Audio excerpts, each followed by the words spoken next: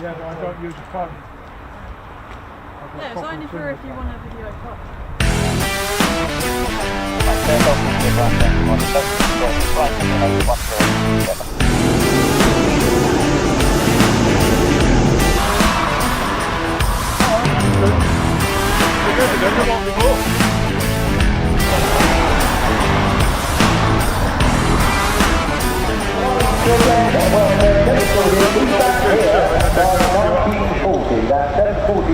That's something before, isn't it?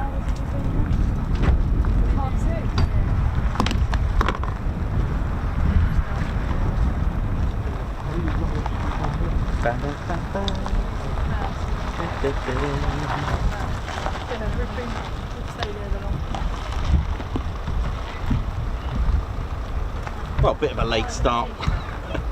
Ladies, gents and teddy bears, welcome to the Ted Coningsby channel. Live here at RAF Lakenheath.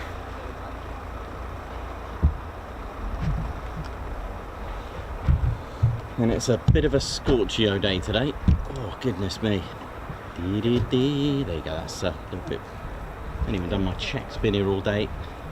And welcome, ladies, gents, teddy bears, Ted Coningsby channel live here at RAF Lakenheath. Now, it may not be the busiest day, or we've had pretty much 0 F-35s and F-15s, but we have had a Beechcraft depart, but we'll just film that one. And with the excitement of 2 Pratt & Whitney F-135 PW100 engines spooling in the background, we just wanted to make sure that they were taxiing for departure.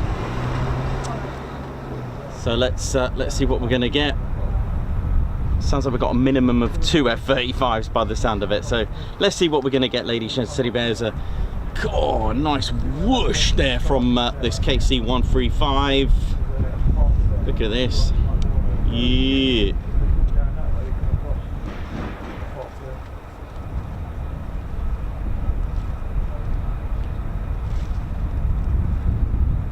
And then I took a bit of a gamble just starting this stream. So let's see. Let's hope for the best. That's what it's all about. But best things come to those.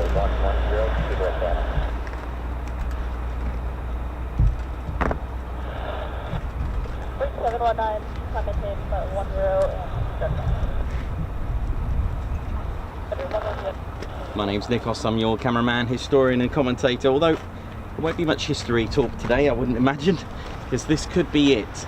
So we'll see what's going to happen. But there's our squadron leader, Ted Coningsby, who's quite excited when he hears engines running and planes flying. He does absolutely love it, and I'm sure you do too, hence that you're on the channel. So we have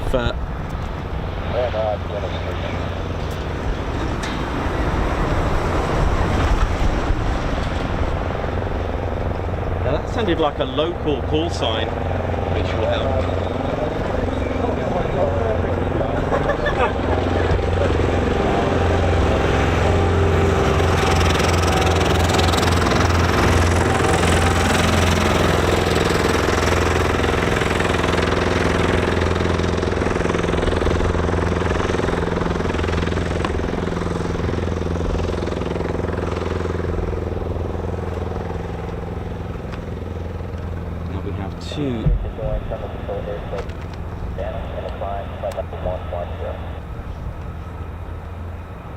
Two F-35As.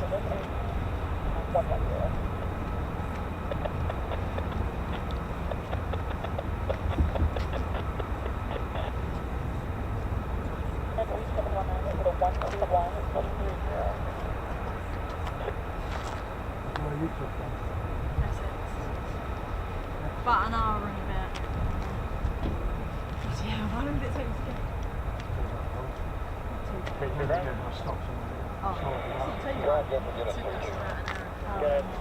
Oh, we're currently in communication with our management to try and sort this out. You can assure that Rodeo is not closed. We'll get to running F-35, ready to taxi. Last on ground, stand by. Nikos will tell us when they're rolling anyway. Is anything moving? So the F-35s are just gonna hold until clear to taxi. Background taken. There's one Facebook. YouTube video right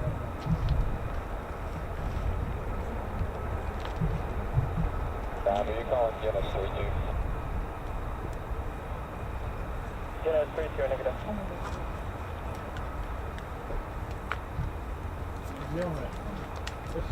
Okay, so we've got two F-35s, and they are just awaiting taxi clearance, as there is a NOTAM for one of the taxiways closed. So, 32, how were you able to get in there? oh dear, this doesn't sound good.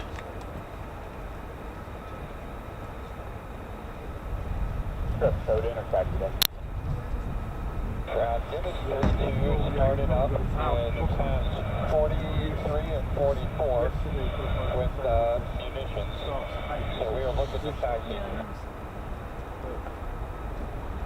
Because it's Friday, nothing's happened, has it? Poor guys out the way.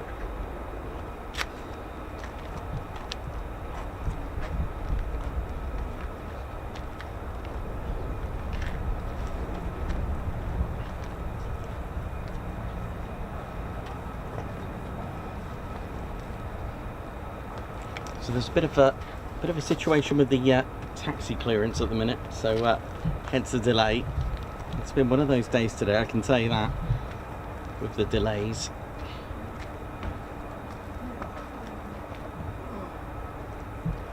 But enjoy the noise of Pratt & Whitney's masterpiece, the world's most powerful engine in a fighter jet. That's the Pratt & Whitney F-135 PW100, rated at 43,000 pounds of thrust.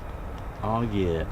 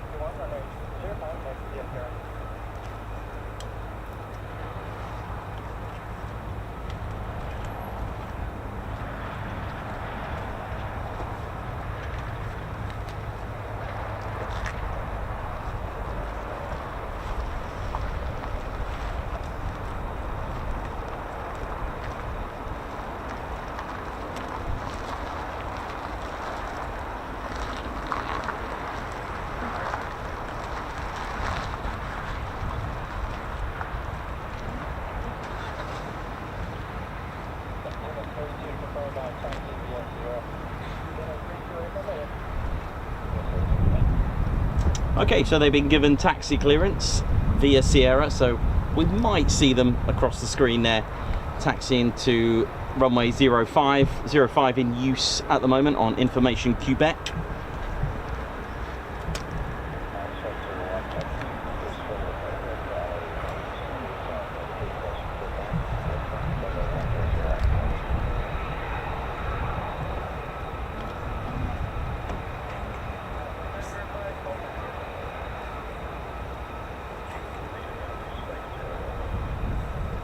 Wow, how many call signs have we?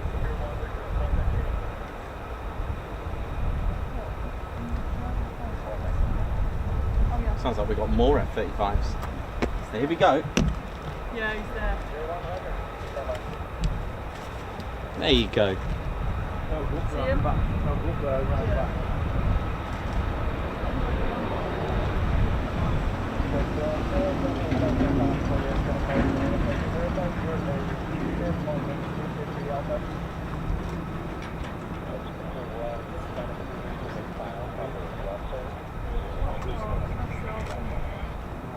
That's only one.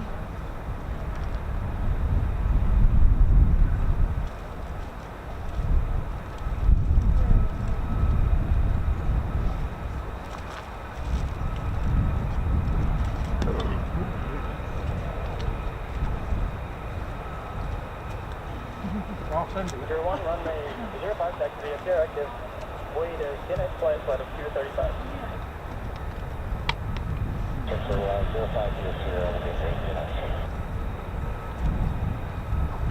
Oh. So a little bit confused of how many F-35s, but there's going to be a minimum of 2, so there we go. So welcome to the home of the 48 Fighter Wing. It has been a long wait for us. We've been here since just after 6 in the morning, and so yes, you could say it's been a very, very long day, 6-hour wait, but hey, just think about it. It's just like being, let's say, at low flying areas waiting for a single aircraft to come through low level, so it's the same feeling. But all that goes and disappears. Welcome to the home of the 48 Fighter Wing. It's always a pleasure to be here, and I know many of you have this as one of your favourite bases and places that we go to. It is home to 4 combat-ready fighter squadrons of the 48th Operations Group. They are the 492nd Fighter Squadron, the Mad Hatters, who operate the F-15E Strike Eagle. We've also got the 493rd Fighter Squadron, the Grim Reapers. Fear the Reaper, everyone. And they were the latest and greatest to convert to the F-35A in 2022, saying goodbye to their F-15Cs and Ds. And next up, we've got the 494th Fighter Squadron, the Panthers. Bleed red, Panthers, into the jungle we go.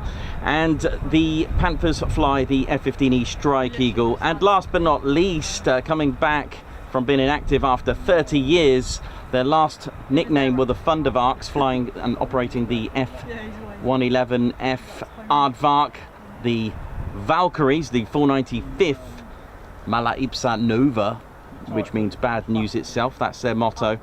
They were given the name Valkyries, chosen by you, that's right, members of the public.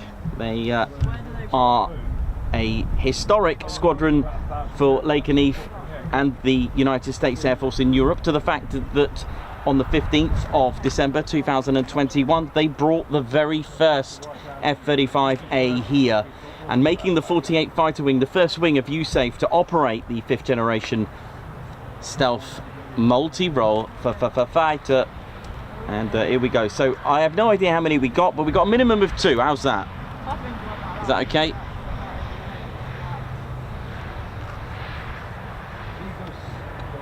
So let's ride. Runway 05, not sure if we're going to get quick climbs, but we'll just take what we can get. They do sound like local call signs, which means they are due to come back. Patterns and points are open.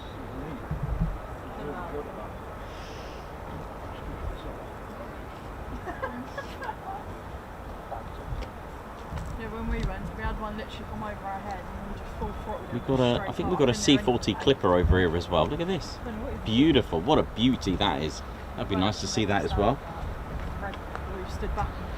But I was hoping they'd start earlier today, because it's now absolutely roasting. So whether we'll just see the departures off and call it a day, we shall see. 31 degrees. 31 degrees. So let's have a look what we got down 05. See if they're there already. Let's have a little look. At the moment, it's a lot of heat haze. Yeah,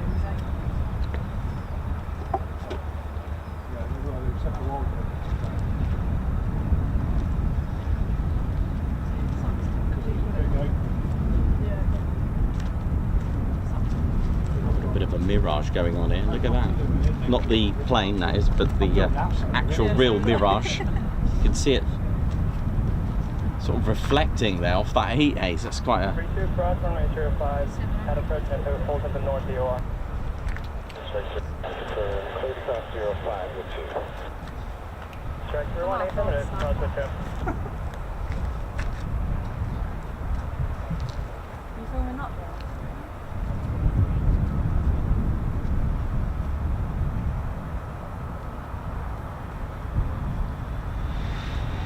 I'm going to taxi 1 with 1 to join 323 Bravo, quick climb on request. Quick climb on request. Oh, nice one. Here we go. So it sounds like we got 3.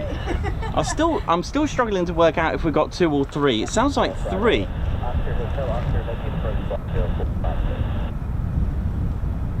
you took that 6 0456. Okay, 1 is crossing the runway now. Goblin was originally made. So there's 1, 2. I can see 2 taxiing. So, and I can still hear F-35s in the distance. So we got a minimum 2, dare I say 3, but that's what it looks like.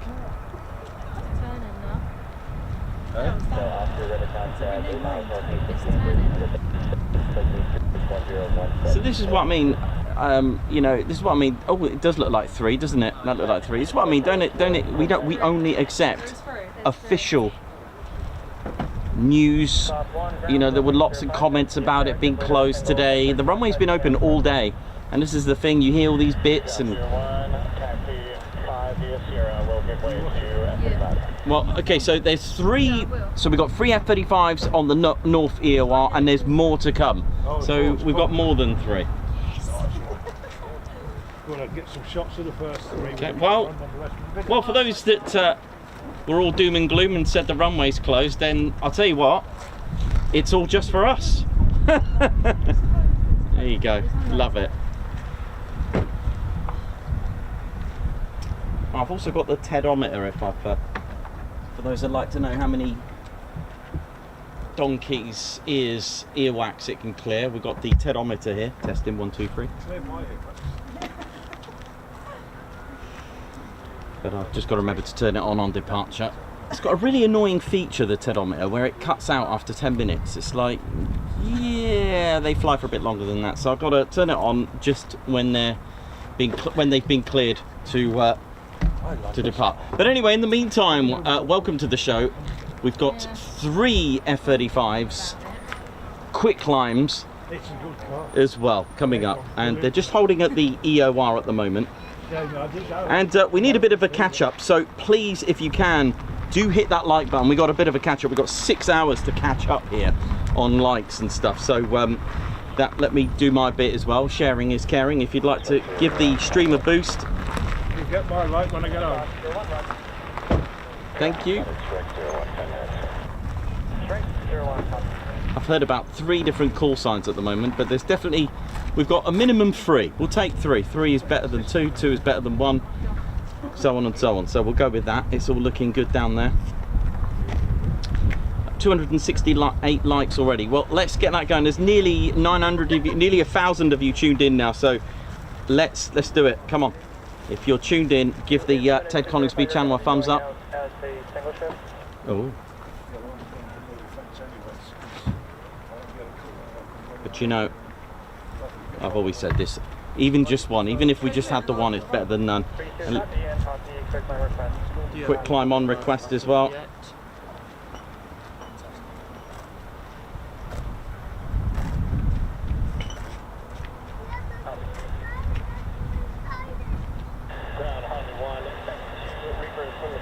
No, there's more taxiing out. There you go. Quick climb on request as well.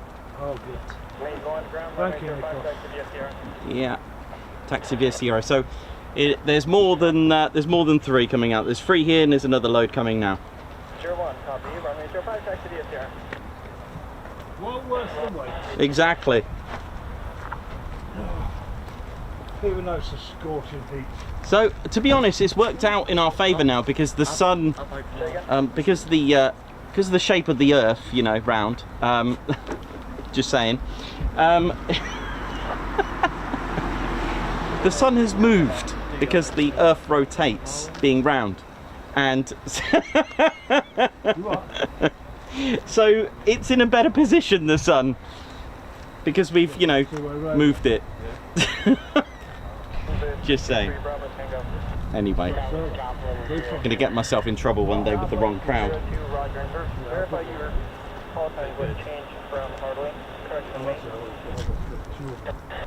So welcome to the show, ladies, gents, and teddy bears. It's Quick Climb Friday, just for us.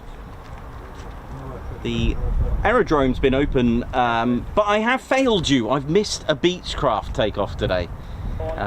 Oh, here we go. There's, what can I see? Is that 1 or 2? Let's have a look. So we've got 3 definites on the North EOR. EOR stands for end of runway, a safe platform or ramp if you're in America to hold. End of runway. There we go. Right. So there's our 4th one. Just hiding behind the KFC box. I always feel like KFC after today, you know. You're buying then. Godly 1, stand by. Stop 01, cross runway 05 approach in. Taxi to Lima ramp.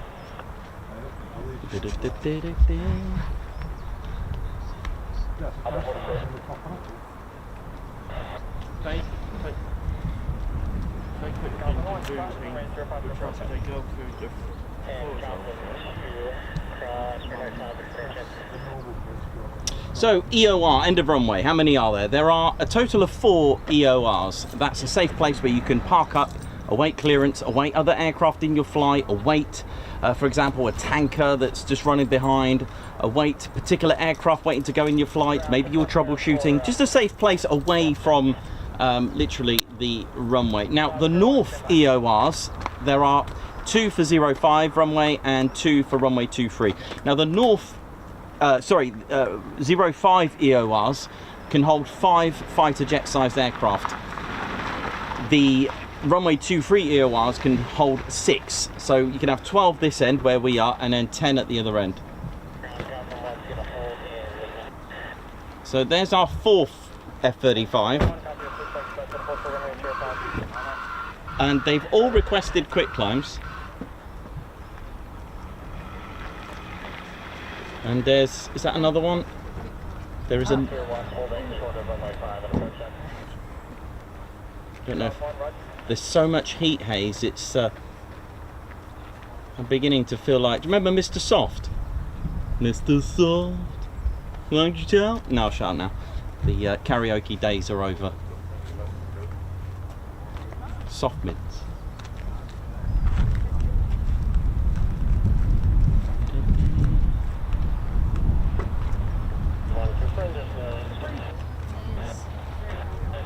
So at the moment we've got a definite 4 that I can see amongst all that jelly. Is there a Mr. Jelly in the Mr. Men? Or is it Mr. Wobbly? I can't remember. But if you are tuned in on your wobbly jelly, your dog and bone or your lamb chop, these are phrases from Drew. Oh. And please do give us a thumbs up. One last call for thumbs up and likes. It does help with the YouTube algorithm. And there's another one. So we've got a minimum 5. I can see 5 F-35s. 3 on the north EOR and yeah, definitely 2 on the south EOR. Gosh, some of it with that heat haze looks like the Loch Ness Monster. There we go. So a minimum 5, ladies, gents, and teddy bears who are here today. Sounds like I'm carrying out a ceremony. We're gathered here today to witness the F-35s carrying out a quick climb.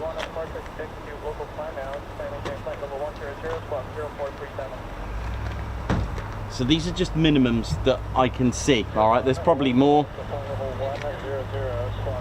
Yeah, there is another one crossing the. Yeah, how many is that now? You'll see another one in the picture in that jelly. So I've got 3. You'll see the 4th one just now. Here it comes. There we go. So that's okay. So we've got 4 on the north, 5 now crossing, 6, 7. So we've got 7 F-35s.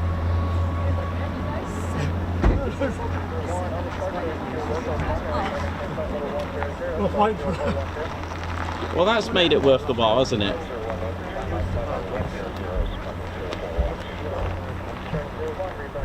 I was going to say, I thought I could hear like a million call signs earlier, and I was thinking, what, you know, this, on the radios, they all sound, pilots do sound the same when they talk. It must be a generic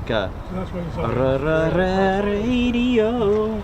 Well, welcome to RAF Lakenheath, ladies, gents, and teddy bears, a station that started life in its vicinity as a decoy airfield to take a beating and save RAF Mildenhall, which was built in 1934.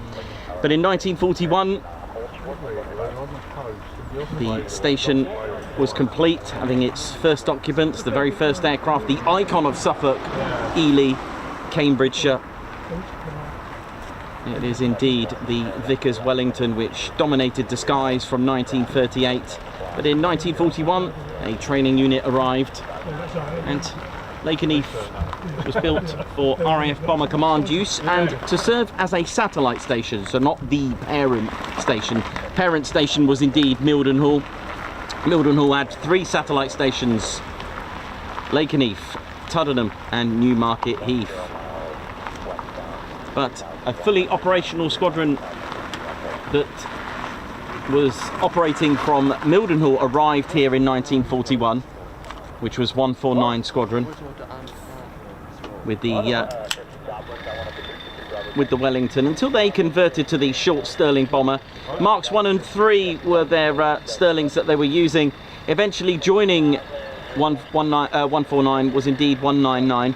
In 1942, a pilot officer by the name of Ron Hugh Middleton, with his valour and his bravery to save all, earned Lakenheath a Victoria Cross station. Here we go. Okay, here we go. Our first departure's coming up. Run.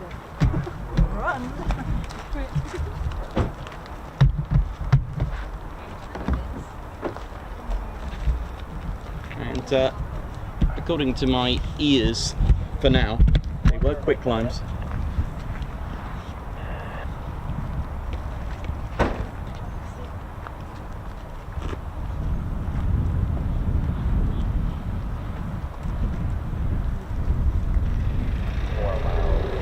Here we go!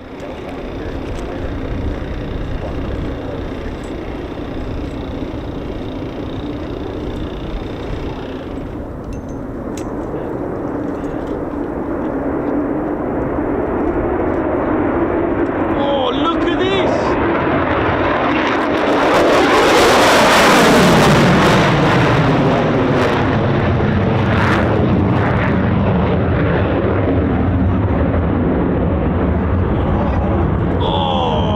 It's lower than a mower.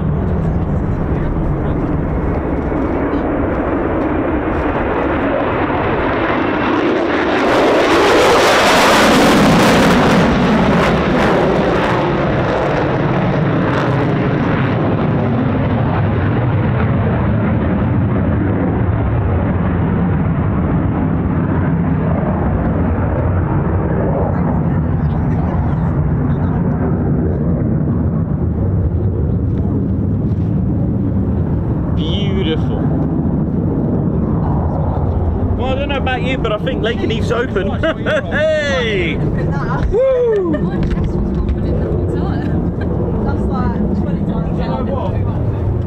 That is an experience better than what you hear on his channel. Yeah, like that Don't shapes hear that. No. It's the afterroar that gets you. Absolutely. Ted, what we got, mate? What we got on the Tedometer? 133.4 decibels. Look at this. 133.4 decibels. That is enough to clear the wax out of 50 donkeys, that one. Thank you very much, Ted. Cheers for that. Feels like Debbie McGee when he does that. There should be 5 more.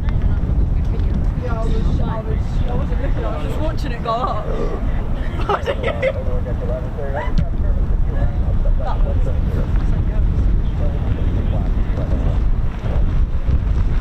Oh wow, look at that.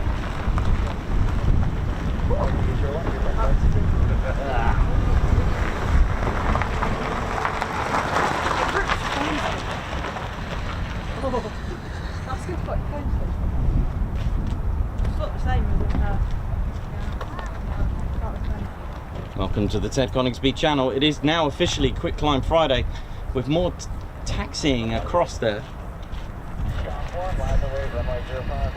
didn't even want to watch it, I was thinking watching it first. Aspen, what up? How you doing? How we all doing? How we all feeling? Here we go.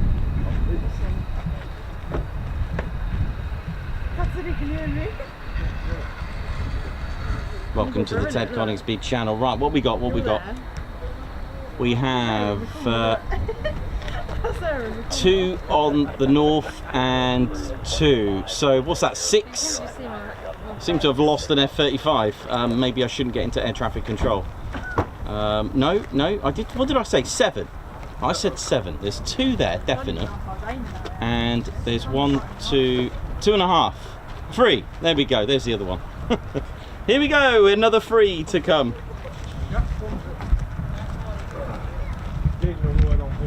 Pratt & Whitney's legendary masterpiece.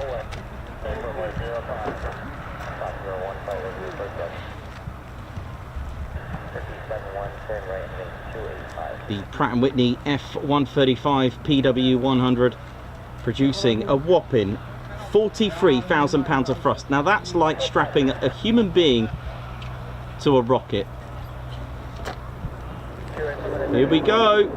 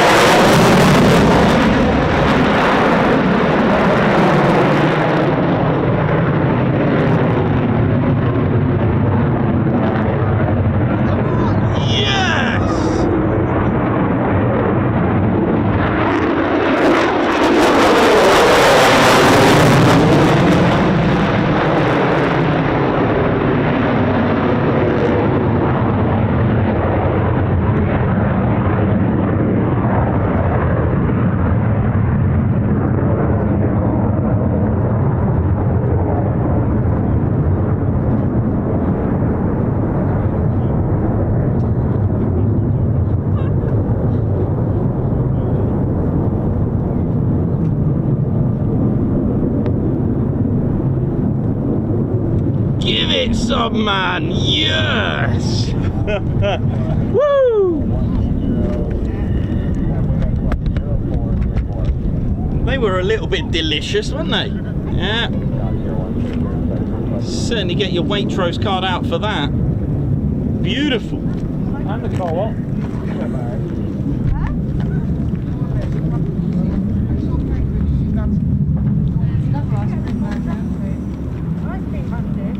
So we got, okay, so from my real poor eyesight, got 2 on the, is that a third, is that, yeah, that is one, isn't it?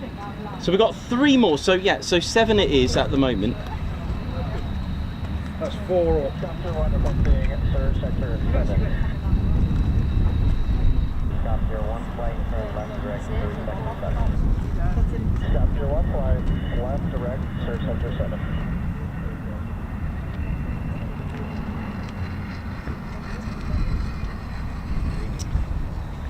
So welcome to the Ted Coningsby channel. So what they're requesting and having approved are what's called quick climbs, aka unrestricted climbs. Unrestricted climb, performance takeoff, quick climb, they are the same thing. The difference is being the aircraft's thrust to weight ratio. Just a little bit of background, what we're seeing here is the aircraft maintaining an altitude from rotate to what, 60 feet to 100 feet, it varies depending on the pilot. Now what they're doing here, they're achieving speeds of around 420, 450 miles per hour and then pulling up. This way, if they've got a heavier weight than their thrust, they're able to pretty much escape velocity and have the velocity behind them. Common question, G's pulled between 5 and 7 on these style takeoffs, okay? Why is it called an unrestricted climb? Well, sadly, thanks to the movies, it gives the impression they can just climb forever. That is not the case. No, they are restricted altitude. They're unrestricted to the acceleration and speed, okay? That is the difference. They've got an unrestricted climb rate. They can go as quick as they want, and they've been restricted to a altitude. Now, once they achieve the altitude, what you'll hear from tower, it's like, I'm gonna make this up now, generic, you know my generic, speed 123, cleared, quick climb to flight level 120. 120, all you gotta do, don't panic, just add 2 zeros to it. regardless. So if you ever hear flight level, just add 2 zeros and that's your feet. Okay, so flight level 120 is 12,000 feet. Okay, once they've achieved that, they can then get further clearance to ascend after their initial climb. Okay, because at the end of the day, the reason why they have to request a quick climb or an unrestricted climb or a performance takeoff, there are other, you know, there's you know, Mrs. Jacqueline French up there flying to Barbados, you know, on a Chewy flight, and other flights are available. There are other airliners and other military aircraft in the zone, and air traffic control need to make sure that this fast moving aircraft is going to get to where it needs to go safely.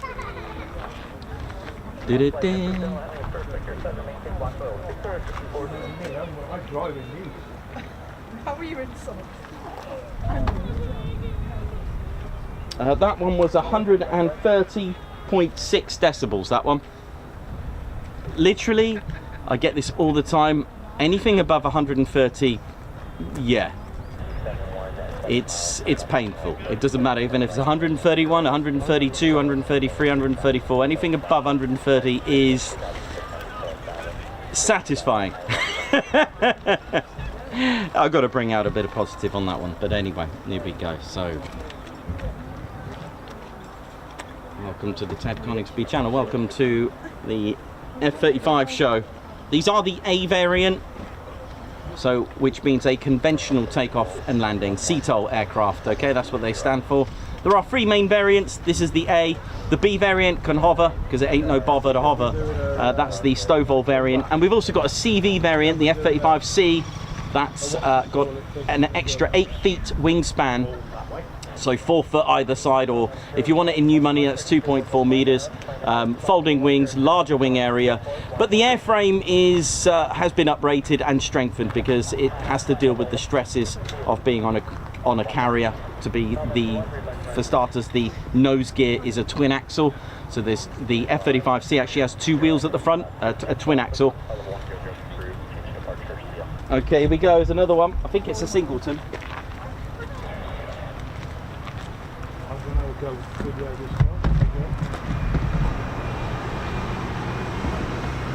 Okay. Yep, this looks like a singleton. Here we go.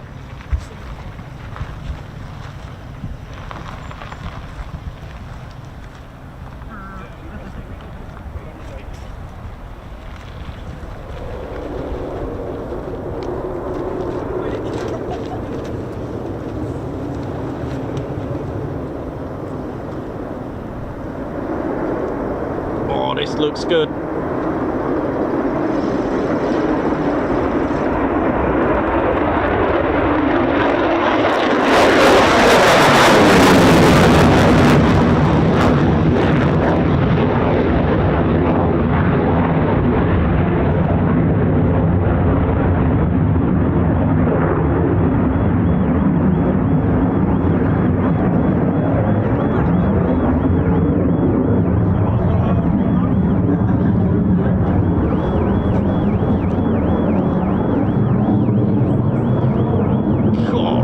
Peace car alarms.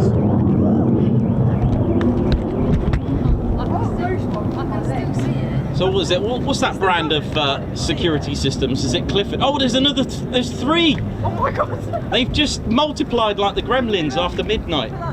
Look at this. So yeah, Clifford. Are they a famous alarm system for cars? Yeah, they may need to have an extra additional form of security for F-35s or Lakenheath proof. One of the 2. Or Pratt & Whitney proof by the rumble of it. So there we go. So that one was, oh, we got a max out. Do you know what? I thought we would, because it was right near us when it pulled up. We've got a max out on the TEDometer. What does max out mean? Ted, bring it away, mate. What we got? We got a max out. That means it's completely totaled our TEDometer, which gives a reading of 135 decibels. Wow, Ted, 135 decibels. That is amazing. Now, if you just tuned in, we're not environmental health or anything. We're just in case they come along and... So, max out, 135. Do you know, if you buy another TEDometer, yes, so be it, a decibel meter reading, Do you know, if you want to go above 135 decibels, these things cost in digits of 3 to 4 digit sums to buy them. No, don't worry, I didn't buy that. I just paid, like, I don't know, I think it was 30, 40 quid for that. But when you start going over 135 decibel for a meter reader, they're like hundreds or even £1,000. So after 135 decibels, we just put loud in capital letters. You can still hear it rumbling. Goodness me.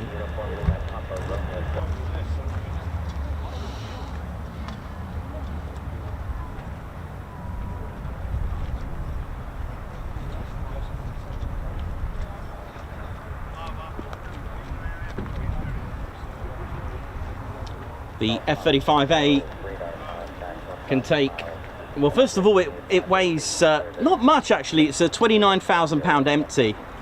It can take 18,000 pound of payload as well with that, with a thrust of 43,000 pounds, and it's very agile. Can pull plus 9G.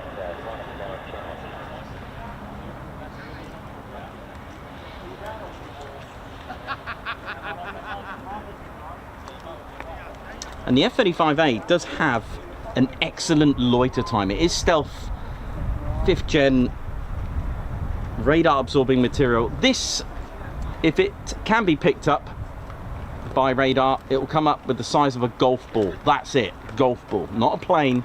Put you into perspective, 25 meters squared is an F-15, okay? B-52, 100 meters squared. This, a golf ball, so what, 5 centimeters squared? That's insane. So that will just, to an enemy radar, that might even just be background noise or something, you know.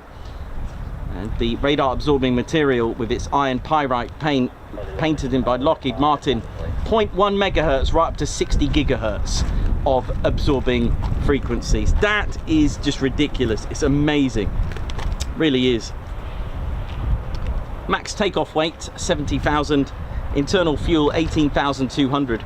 So it's not bad, you know. With 50% of fuel, this can actually have a 1.06 or so thrust to weight. Now here we go. We got movement. Here we go. Just tuned in. Welcome to the brand new version of Generation game where we've got F-35s in the case. Remember that game? And it had Cuddly Toy. Was it Cuddly Toy? Yeah, it was.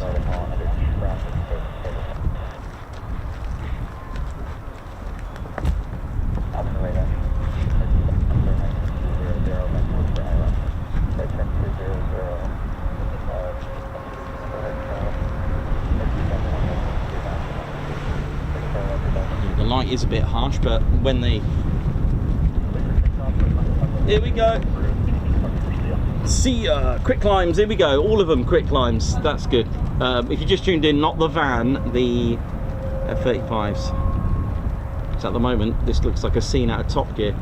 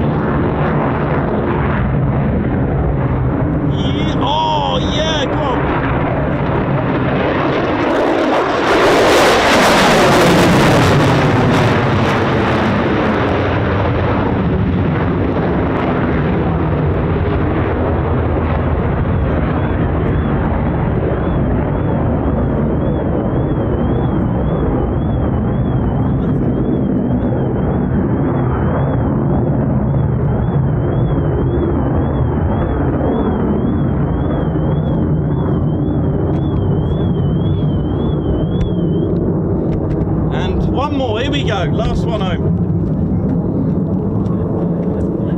Oh hang on, is that another? Hang on, wait a minute, we might have 2. No, it's another 2. Yeah, look it up. We got 8 in total now. Yeah, I got it. That was 5 options.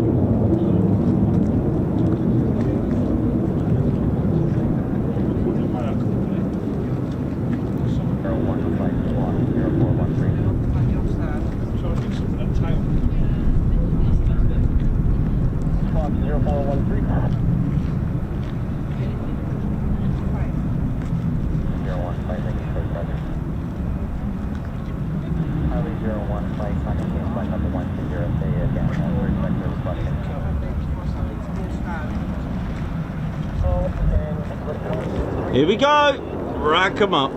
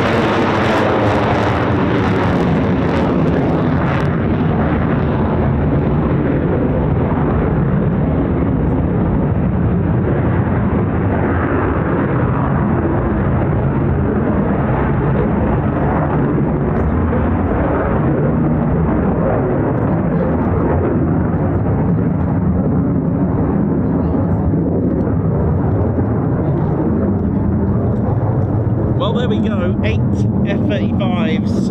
That, my friends, is a good day. 132 decibels for that one. Beautiful. And they're local as well, so that's a good one. Welcome to the show, ladies, gents, and teddy bears.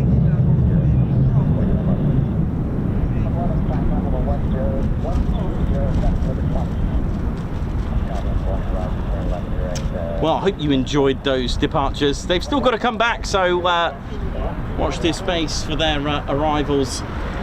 Patterns and points are open.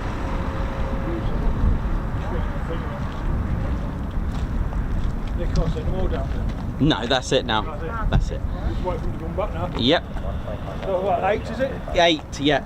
That was fantastic stuff. Really, really worth waiting for. Really was to see that. And well, luck is upon us finally.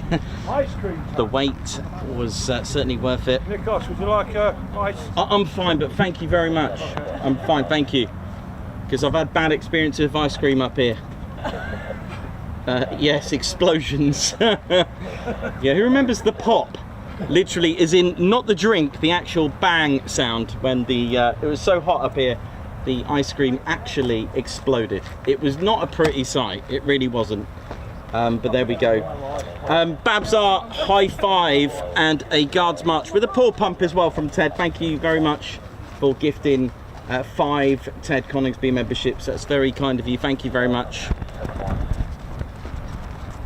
And Margot, thank you very much for the super chat. Here's to a good weekend, everyone. Absolutely, it is a feel-good channel. Wendy loves planes, high five. Thank you very much for upgrading your membership to Posh Officers. Dieter, thank you very much for the super, a guards march to you. LaserTech02, thank you very much, a high five for that super. Off to the state of Maine to see the Reds tomorrow.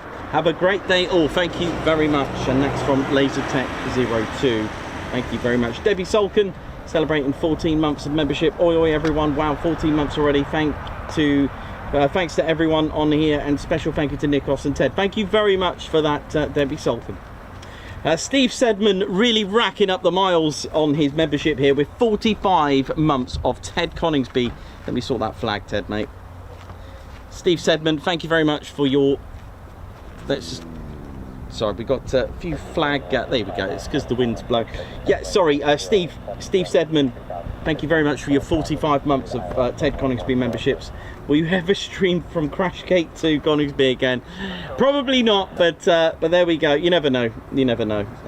Don't want to say no total, but for the foreseen future, it is a no, unfortunately. Andrew Porter, Guards March, thank you very much for your super chat. Guards March. Gary, who's part of our Fighter Squadron, celebrating 13 months of Ted Coningsby membership. Oi, oi, everyone. Look at that jelly. I know, it was quite severe jelly, wasn't it? The Lundy Gruffalo racking up some miles as well with 41, oi, oi, with 41 months membership. Guards March to you. Andrew Wigley with 29 months membership. Thank you so much. Greg number 1 with 15 months membership. Oi, oi, 15 months with Ted and Nikos. Ted March. Oh, yeah. Jeff Pickett, thank you very much for your super chat. Guards March to you. Also, Charlie Bravo with 38 months of membership, 3 quick climbs, wahoo! But we've actually had 8 now. Ex-RAE, oh, Royal Aircraft Establishment. Is that right? Ex-Royal Aircraft Establishment 89 or ex-RAE, ex-RAE? I'm going to go with Royal Aircraft Establishment. High five. Welcome to the Ted Coningsby Squadron. Guards March. Jeff Pickett, high five. Paw pump for that super chat there. Thank you very much for that sticker, who's put you are amazing. Andrew Porter, high five and a Guards March to you. Thank you so much. Thank you very much for your gifting membership. Thank you very much. Chris Lane 87, 10 months membership. Thank you very much, Chris. Thanks for the stream, always appreciated. Thank you very much, man. Karen Howard with 32 months membership. Thank you very much. Bonus day today. Not usually able to watch on Friday. Well, it is a bit of a bonus. We started late. Hope we're all good, ladies, gents, and teddy bears. Right, I'll be back in just 1 second. So I actually put away all my notes earlier. I'm just going to get a little bit of shade for the camera, and I'll be right back in a moment. But see ya.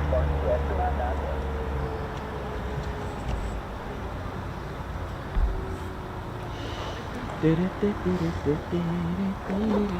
let's go and get a cover before everything melts. That was worth the wait, definitely. Yeah, definitely.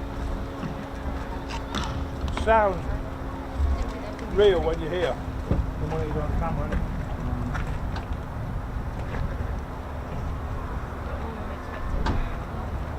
I am gonna. You copy me from that.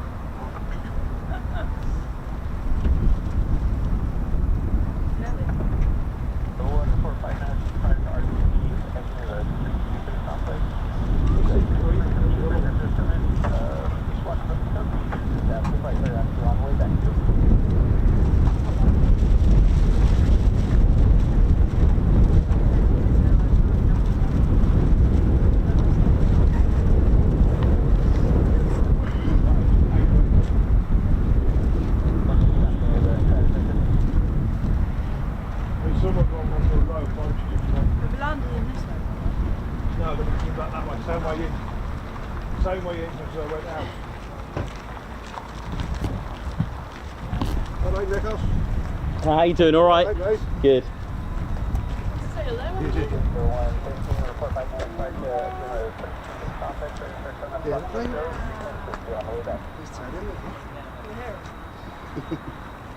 Yeah, they normally come over here.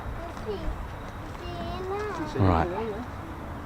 So I think we're all good. How we doing, ladies, gents, teddy bears? Hope we're all good and well, and staying hydrated. I'm just going to go and get my water as well.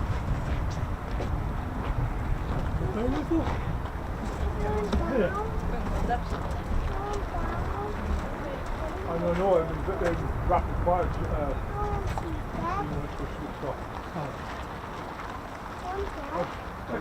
What the hell's going on here? Go on, put it on.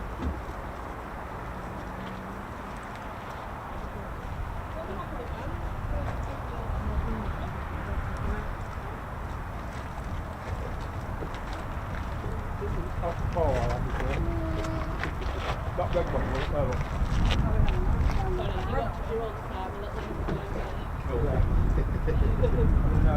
Empty afterwards.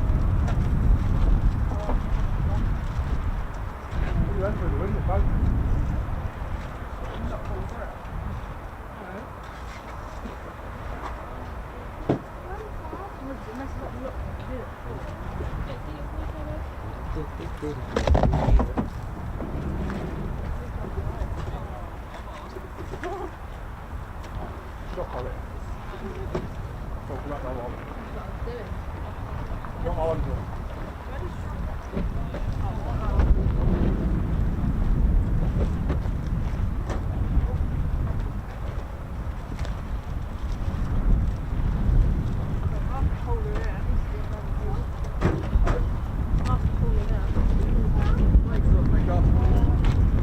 Take care. See ya.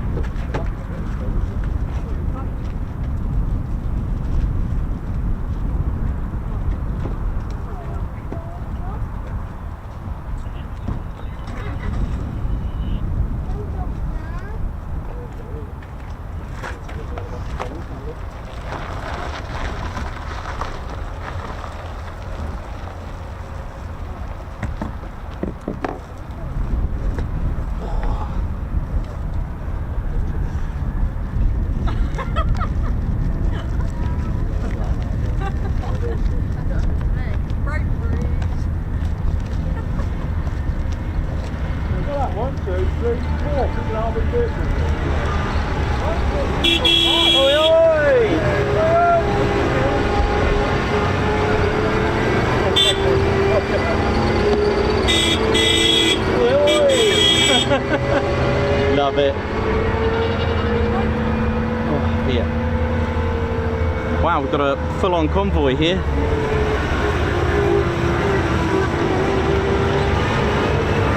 How cool is that? Amazing.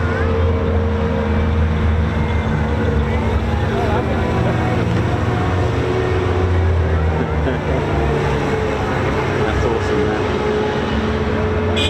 Oi, oi!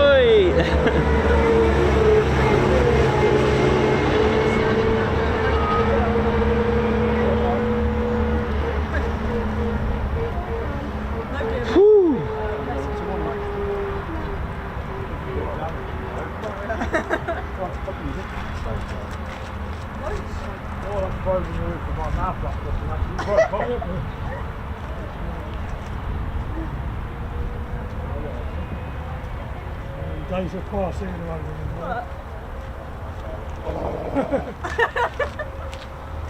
Yes, a little bit savage out there today.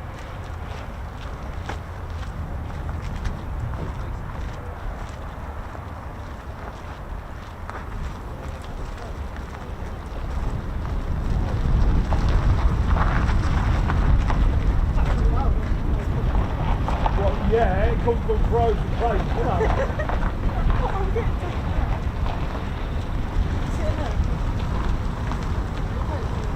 Phones on the floor.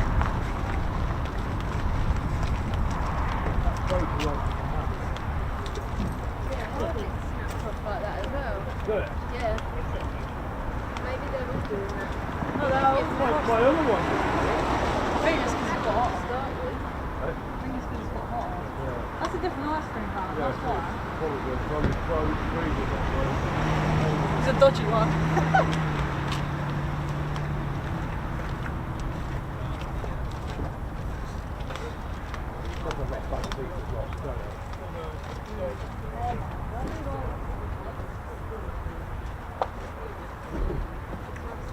Yes, I said it's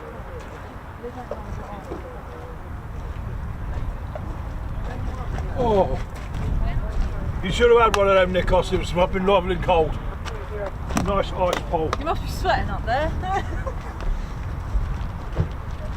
are we doing, ladies, gentle teddy bears? Hope we're all good and well. Oh.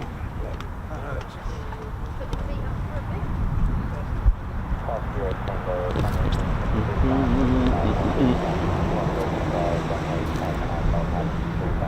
Right, well, welcome to the Ted Coningsby channel. What a day it's been for many reasons, and I'd just like to say there are more taxiing out. What? You're joking? No. And I don't actually know if this is actually going out straight away. Hang on a minute. There is what? There's an F-35 down there. What about F-15s? There's no F-15s today. They've got two engines on them though. Oh, the noise.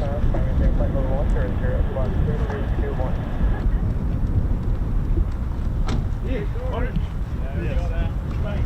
Pretty sure there's another F-35 down there. Was it one or two?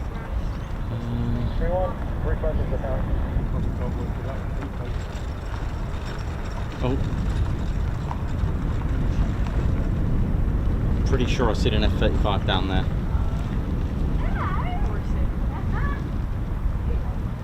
We'll just, It's a mirage with a heat paint, isn't it? pretty sure I've seen an F-35.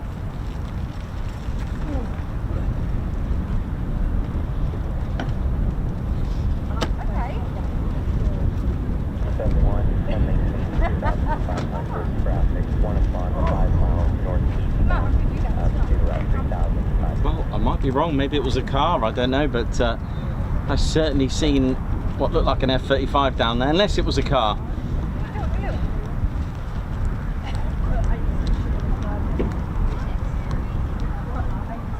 So I can't see what's down there. Something down there. Oh well. Could be a false alarm, I'm not sure. It could have been a car. It's like there's a lot of jelly down there.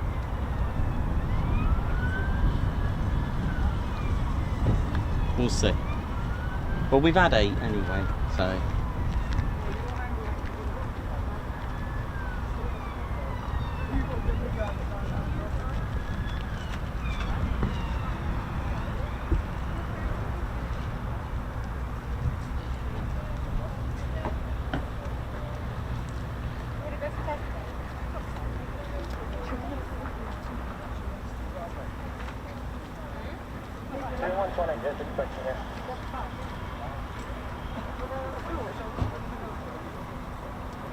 Oh well, maybe I was wrong.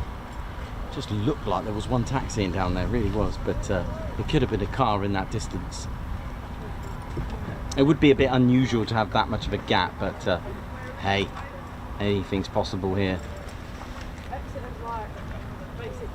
think I had this last time, didn't I, when I saw something down there? Oh well.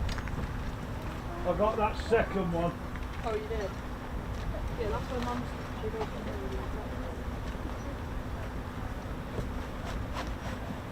Down in the back. I was going to bring mine. What? But, Yeah, I've got a I'm big glad one. we did. These are on the beach, on the beach fishing. Yeah, these are well, brand new.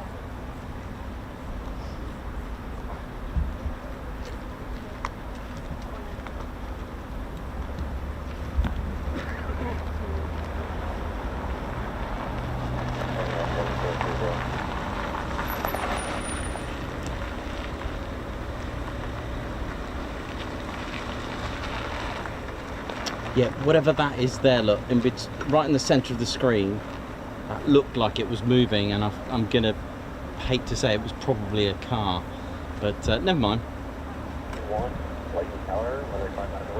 Oh, no, line up and wait. Okay, well it can't be a car lining up and waiting, so there we go, more. Bang bang! Here we go.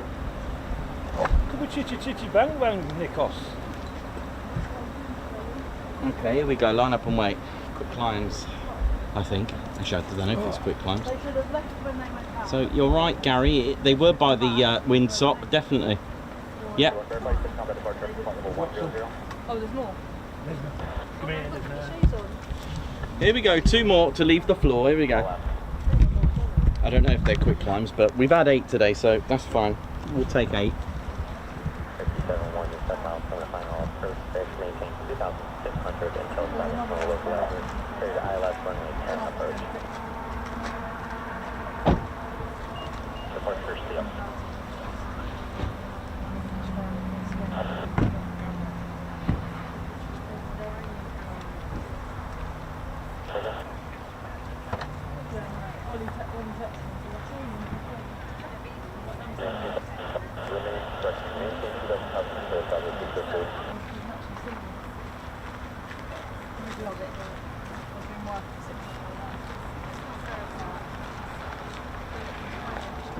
Here we go. Send it.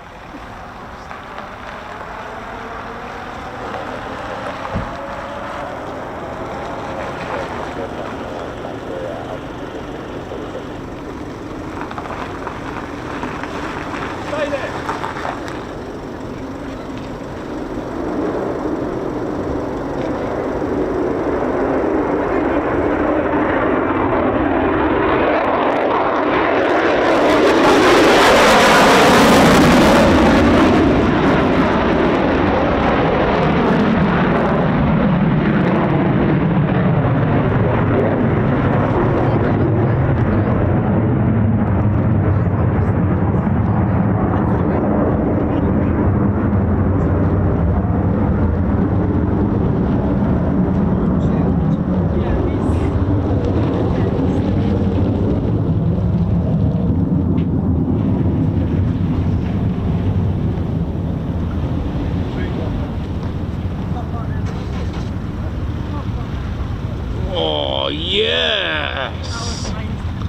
Nice roll out the top. Well, maybe it was one.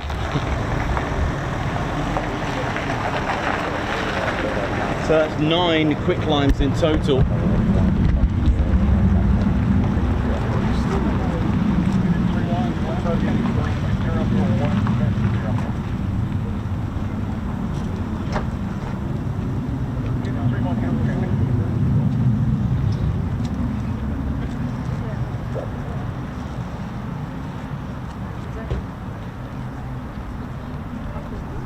So he went vertical just as he went through past the tree. You couldn't even see it. So for those that are new to this is all training, regular training. It's an end of the week. What would you do after you've had a good week of work and you fly an F-35A? I know what I would do. Oh, this is speed. Lakenheath Tower, this is speed 123, quick climb on request, flight level 120. That's exactly what I would say.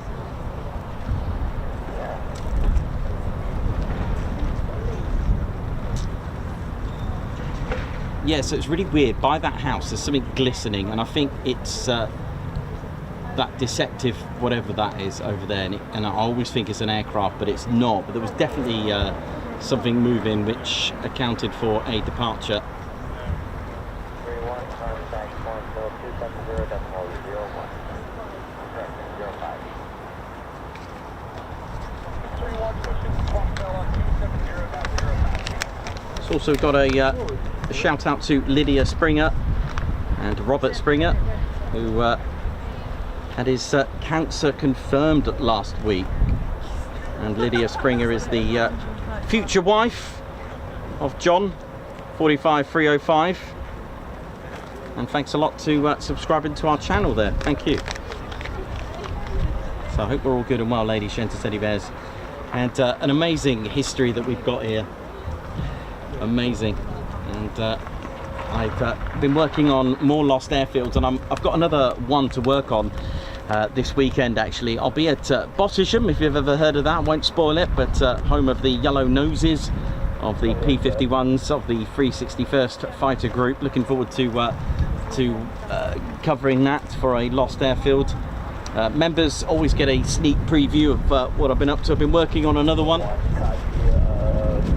which has been absolutely amazing. So all is good. Hope you're well, ladies and teddy bears, and welcome to our Friday show, which was looking like a long walk home with no swag. But we've come back. We've come back. How you doing? All right? Yes, thank you. Sorry to mind you. Up for that, man, Oh, I don't know. I wouldn't have a clue. No, your guess is as good as mine. Sure is it worth it, Yes. Oh yeah, you're right. Yeah, sure. Sarah, is it? No, that's not Ted. That's his. See, yeah, I mean that's why, you know, important people have a decoy, you know, for, you know, in case, you know, no, Ted's here. That's his cousin. Now, this is Ted. Ah, yes. You can tell Ted because he's the same height as Tom Cruise.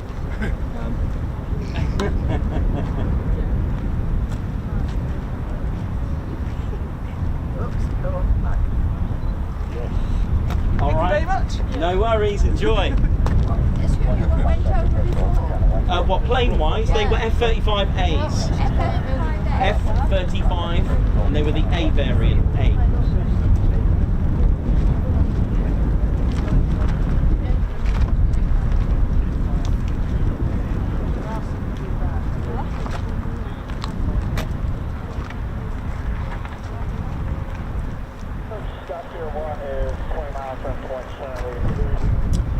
So our first arrivals are not far now. They're coming back in about. They're on their way back, are they? Yeah, they're on their way back. Well, some of them are. Yeah. They're back already. What might be coming in later? Well, I just caught that. He's got one flight's coming from over there. Yeah. Oh, I forgot they're not using this. Yeah, I forgot that. I was ready to go this way actually. Yeah, no. We landed at that end and then taxiing back. Well, hopefully they might do a low approach. Right. Hopefully, let's fingers cross it. Okay. Let's get wound up then. Yeah, let's I hope. think there'll be about 4 out of the 8. Let's have a Probably do look. low approach. Let's have a look.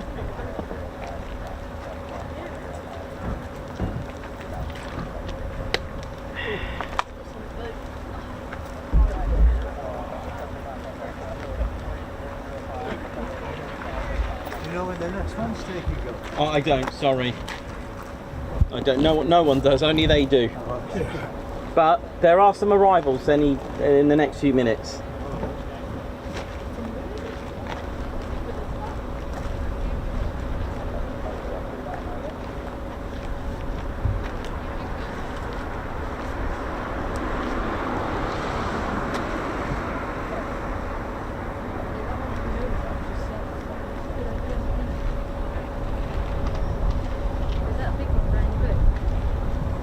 I'd like to get one of them Ospreys.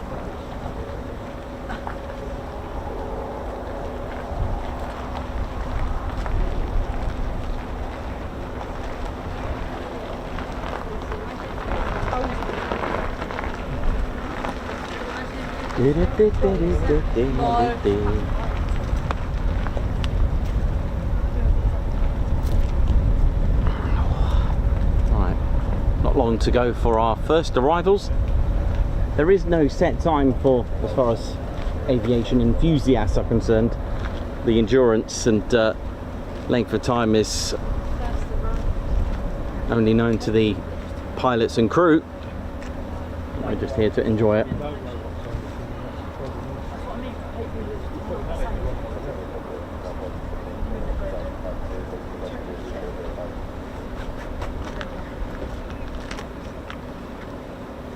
So an average of 420 knots is about 7 miles a minute.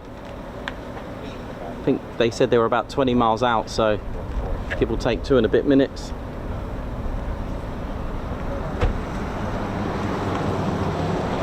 I know that kind of mathematics, due to the low level flying, that's the sort of speed that they do. I believe the aircraft in the, I don't know if this is a clip, oh no, I don't think it is a clipper, is it? I don't think, sorry, I thought this was a C-40 clipper, but I didn't think that C-40s had winglets. Can you see the winglets there? So what's the other one, a C-32?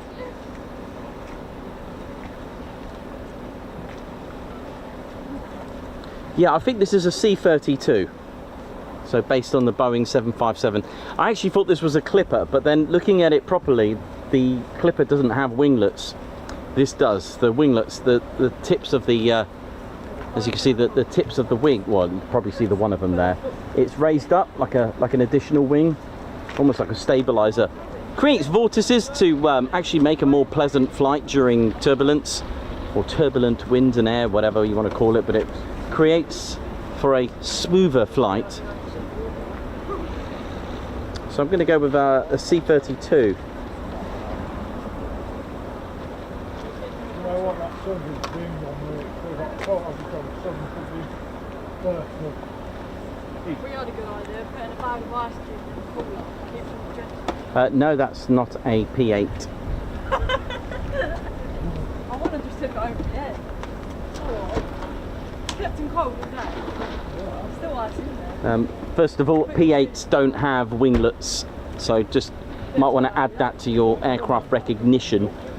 So, oh look at that, we might get, oh, did you see that? Nice little video bomb there. Beautiful. Yeah, P8s don't have winglets.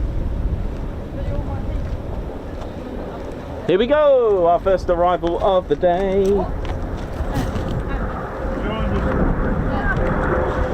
Site 2.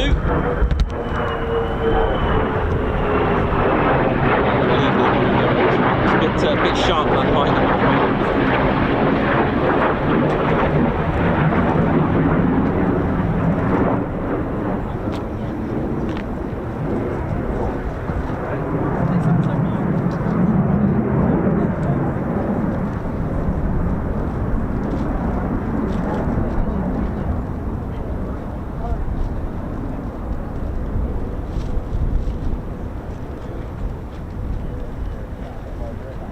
Okay, cleared to land.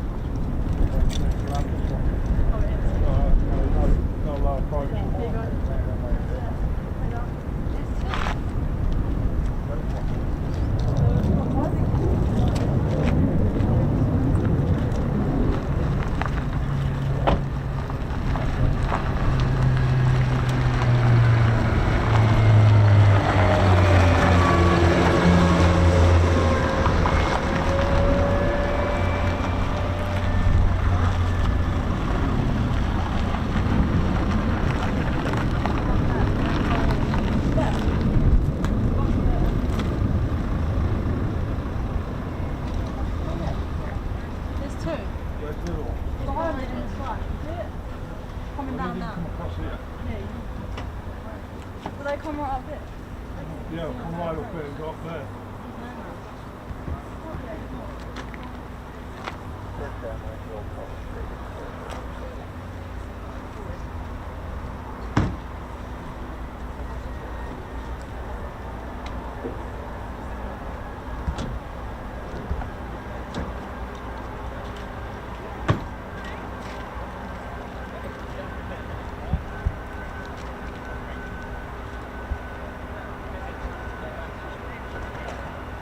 Nicely done, our first arrivals.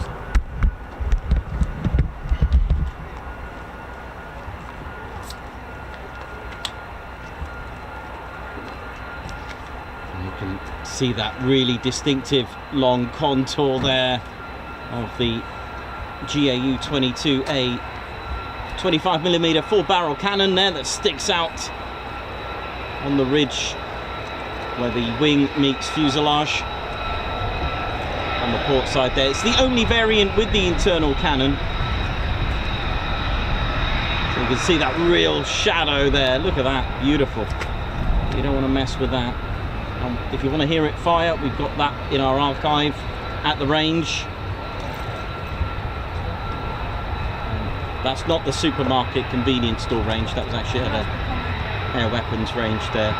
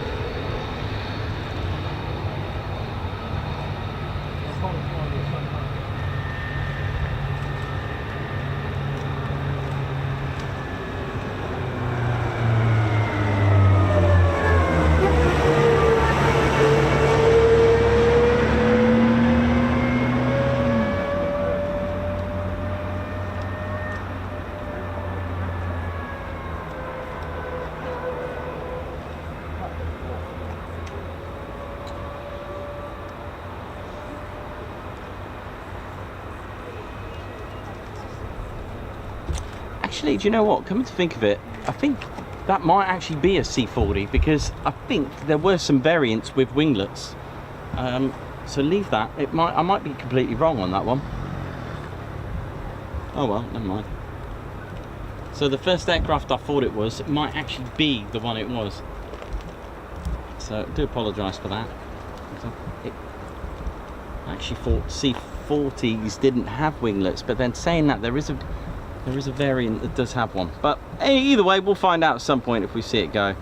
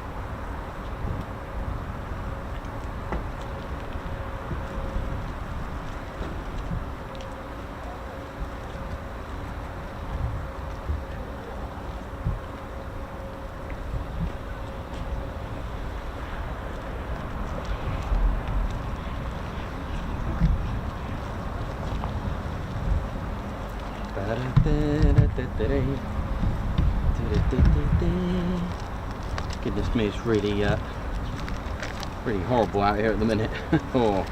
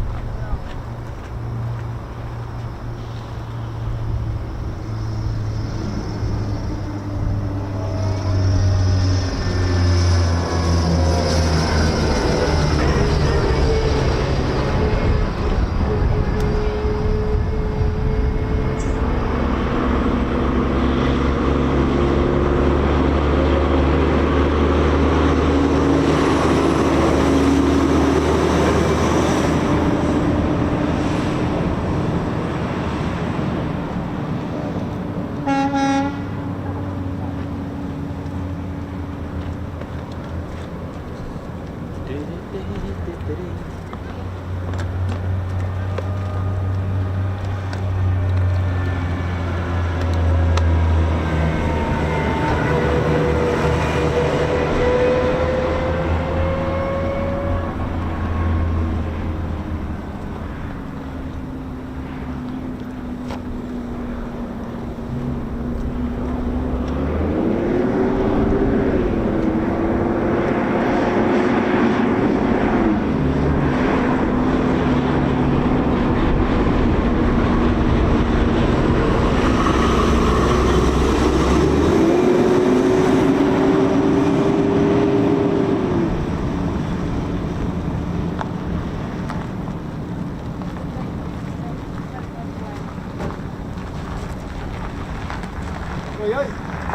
oi, you alright there? How's it going, mate? Good, good, good.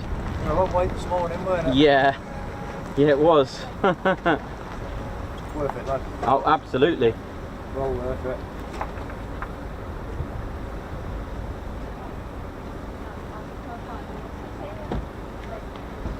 I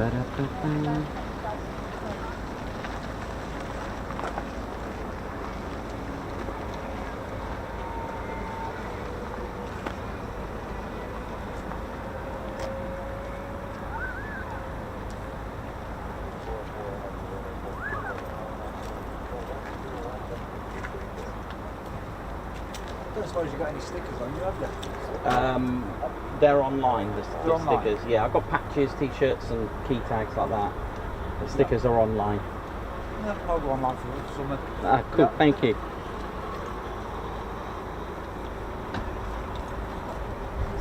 Put a request in to get on the base. Have you? Yeah, ain't heard out back yet. Okay, mate. Well, you never know, eh? Yeah.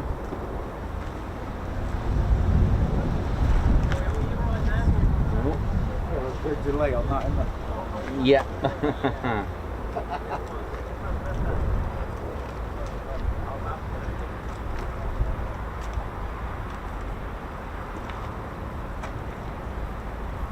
Hello. How we doing, ladies, gents, steady bears? Hope we're all good and well. So we just had two of our arrivals at the moment.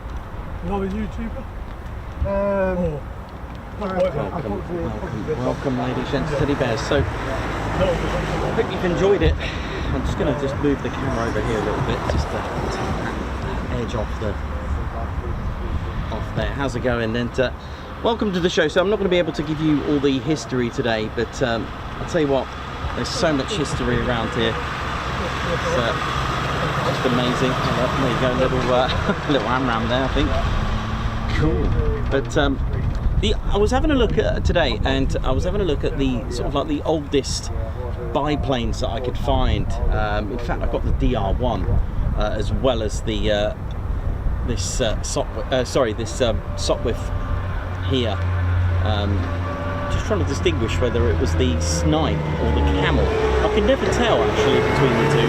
I'm certainly having a moment, but this would be this and the Fokker DR1 are probably the oldest, and yeah, it's pretty cool. I'll tell you what, I could do with finding a Handley Page Hayford as well one day, or an FE2B. You know, those would be pretty cool to complete. Let's just brighten that up a little bit. But yeah, biplanes, right? How amazing! And I always, every time I pick up or see Frank Murphy's book, you know, Luck of the Draw, it's a fantastic book if you haven't read it already, and talks about his time as a navigator. Well, first of all, just enlisting himself rather than waiting to, you know, during the Second World War in America, because, you know, war was coming, and the war hadn't quite reached America yet. This was pre Pearl Harbor attacks on the 7th of December 1941, but yeah, the time was coming, and it's a wonderful story. And every time I think of it, I always think of the way he explains the evolution of aerial combat and how new it is. It's pretty amazing. And you know, it's, while flight itself, you know, is way older than, you know, than the creations of even going back to 1902 with at Kitty Hawk, North Carolina, with the Wright brothers, who who tried to attempt a non-powered airship. The non-powered kind and lighter than air in the forms of balloons and and kites was a thing before the 1903 successes.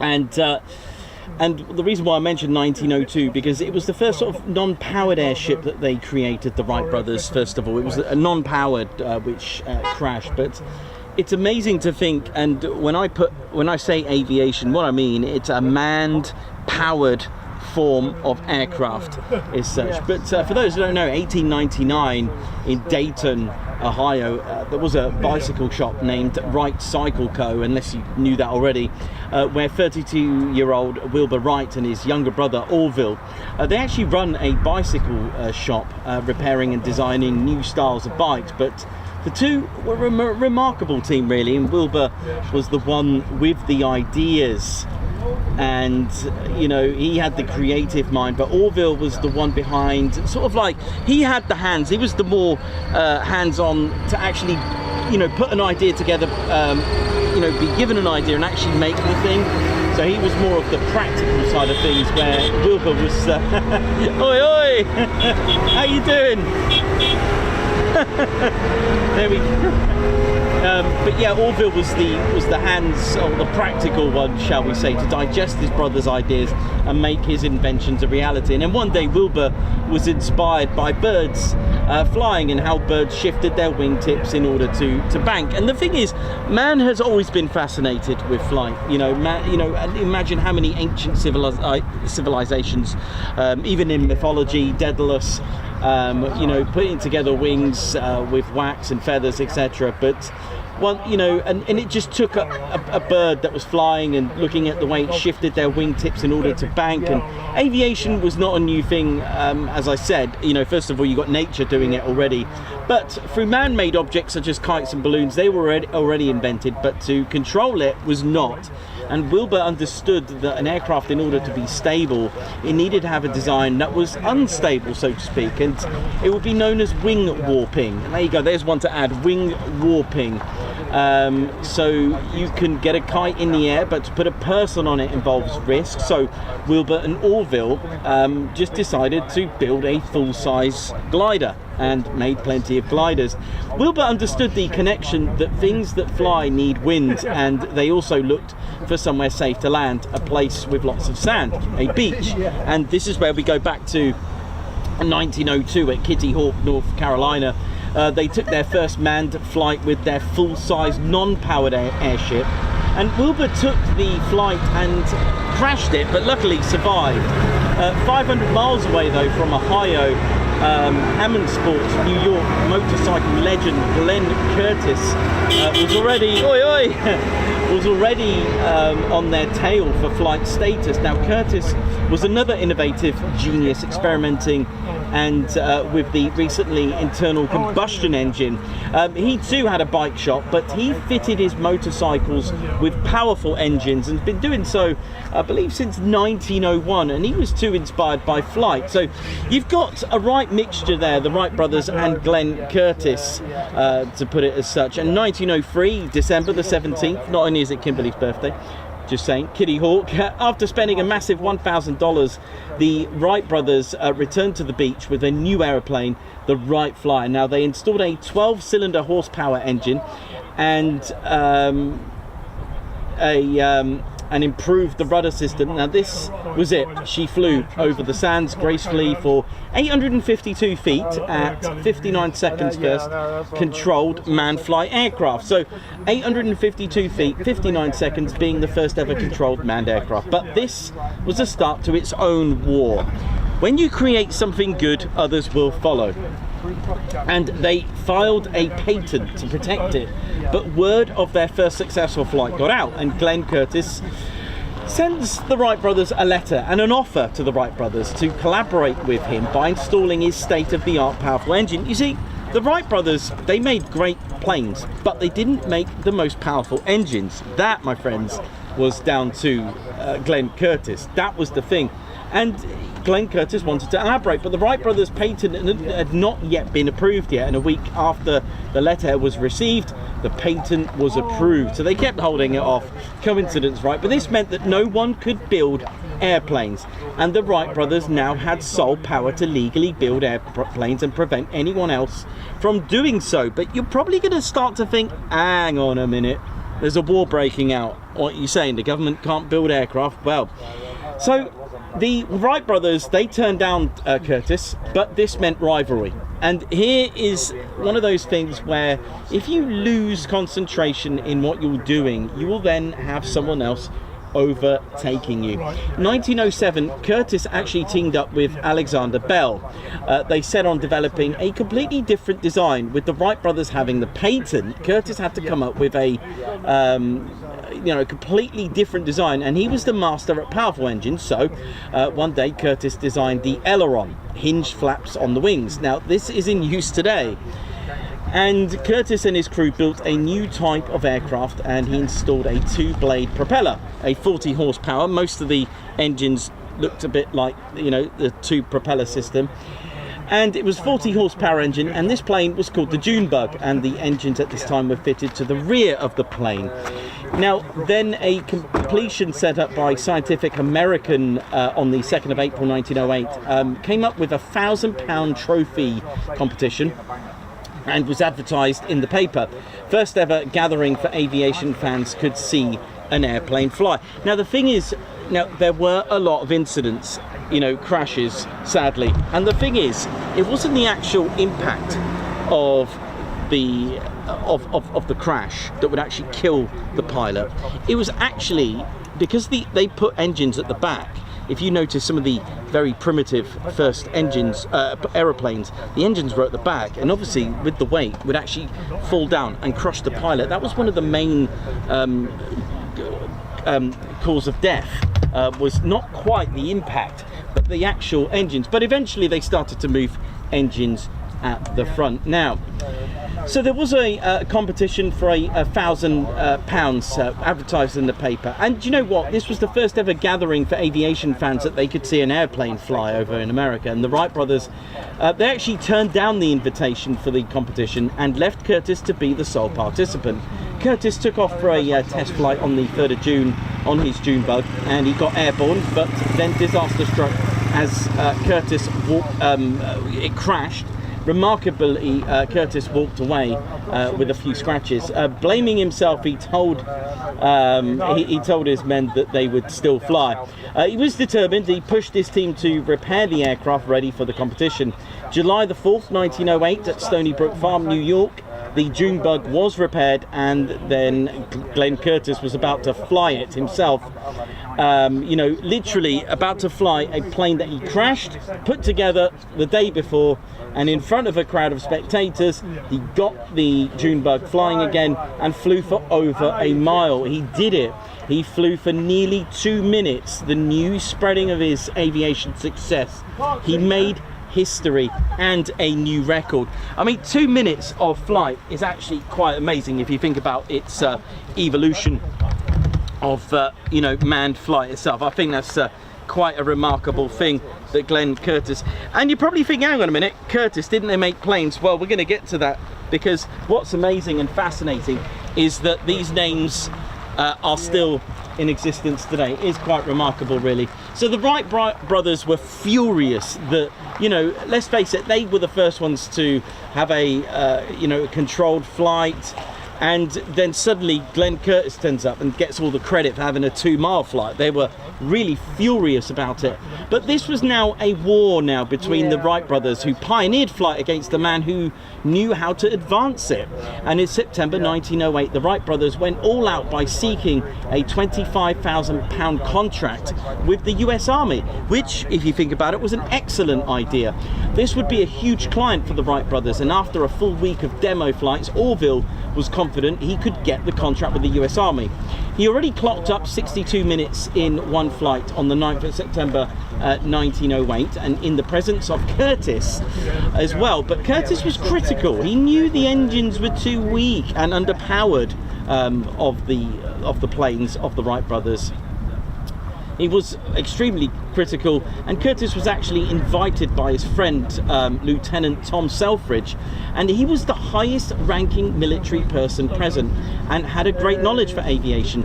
So the Wright brothers, about to get a contract of £25,000, the main man and highest ranking Lieutenant Tom Selfridge actually invited Curtis to come and see this himself. So Orville knew Selfridge was the key person to impress, so he actually took Selfridge on the official demonstration flight, and after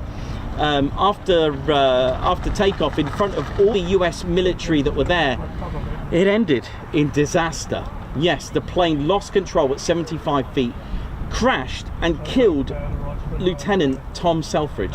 Orville survived. He suffered a broken femur, broken ribs, and barely survived a crash. Well, you guessed it, the contract was lost, and in 1909 there was an exhibition with a flying festival. Recovered Wilbur was not going to miss this opportunity this time. Curtis was also present and proposed a collaboration once again.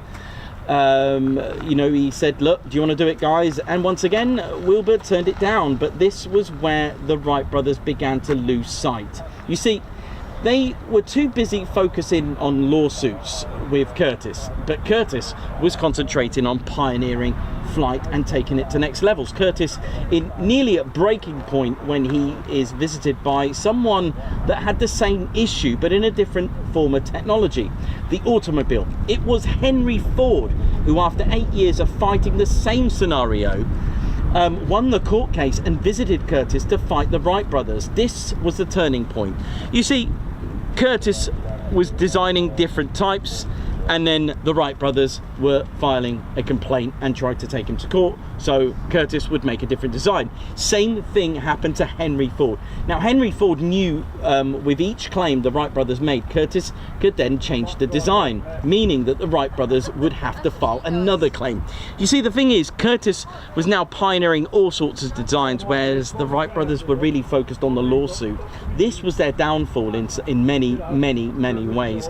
While the Wright brothers spent time focusing on lawsuits, Curtis spent time on designs, and this was the advantage to Curtis.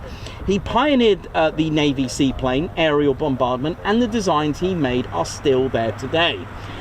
1912, the Wright brothers had not progressed at all in aviation innovation, and they were so wrapped up in the whole lawsuit. Curtis became obsessed with the lawsuit with Curtis. Listen, at the age of just 45, Wilbur passed away after contracting typhoid fever. Wilbur was fixed for 2 years, dedicated to lawsuits, legal battles. Orville, devastated, lost his brother and partner, but in January 1914, a letter arrives stating that the US Court of Appeals declaring that the royalty is owed to anyone who creates airplanes, but still blaming, he blamed Curtis for the death of his brother.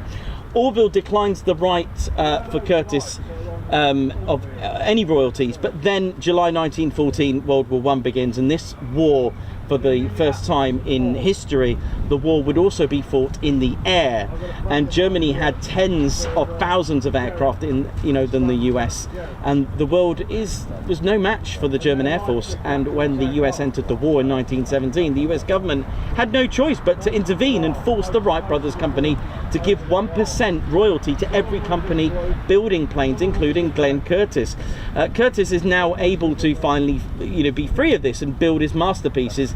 He sold 7,000 fighters for the war. He had so many orders, he became the biggest aviation company. Orville's career was over, and he retired while Curtiss excelled and succeeded, but long after this. Both are still in aviation today, but as one, the Curtiss Wright Company, which you may have heard of. But you may have also heard the Curtiss Kitty Hawks and P-40s, all these aircraft, and he was building, really cool stuff. The Curtiss Company was excelling, and we always talk about the Wright brothers, but never really kind of finish it off. And they were so wrapped up in the legal battle with Curtiss, but it was inevitable. War had broken out, and the government were like, no, you can't do that. We need planes. They wanted all the royalties, but they had to come up with a compromise. Amazing story. It's something I do love sharing with you all.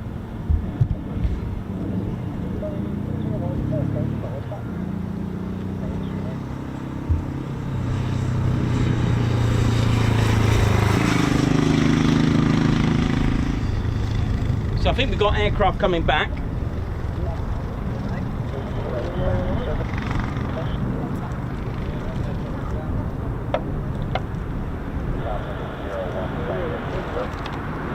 It sounds like it's high key, so it's about 10,000 feet. 10,000 feet above my head. That's it. And then we got Point Charlie as well. So we've got a bit of a mix. So we got some PFOs, which could lead into low approaches as well. Here we go. There's one now coming in now.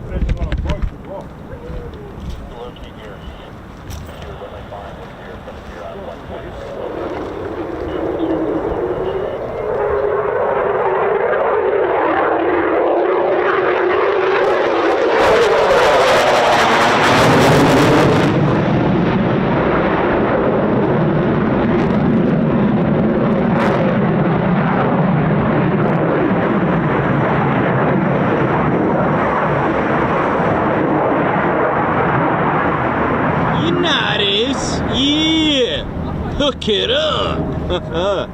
Woo! Oh, look at this one then!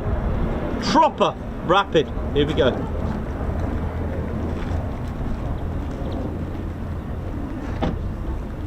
You ain't landing like that, are you? Nah, of course not. You got ants to skim.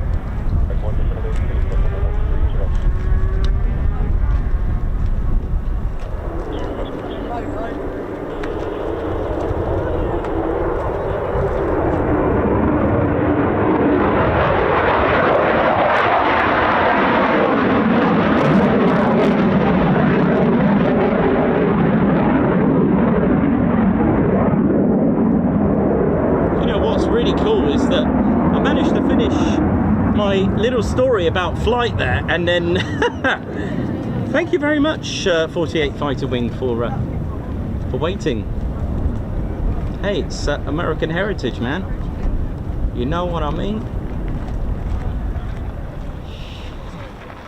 I love stories like that. Even, I'll tell you what, another one, Handley Page, an absolute legend, inspired by the Wright brothers as well. In fact, even Geoffrey de Havilland as well. All inspired from the Wright brothers, and of course the nemesis Glenn Curtis as well. But there we go, that's all. The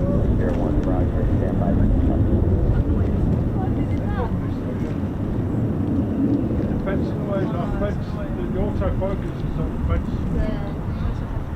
and then as soon as I get him above the fence, it's out of focus.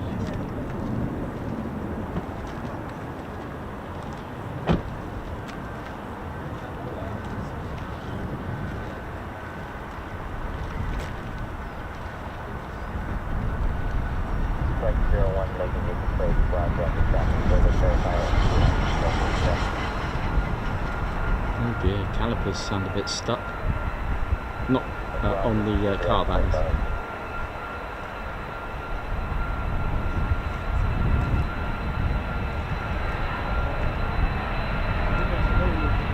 Beautiful, nice to see some low approaches as well, that's nice. Beautiful.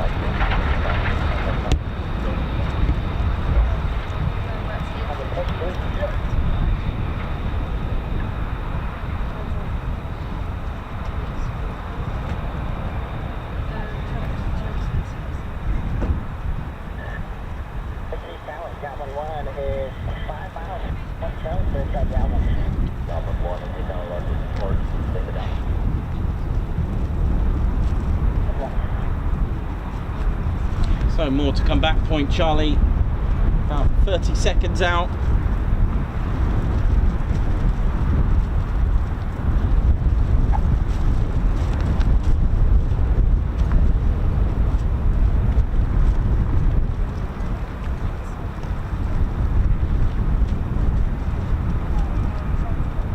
That's 4 in, isn't it? It's another 7.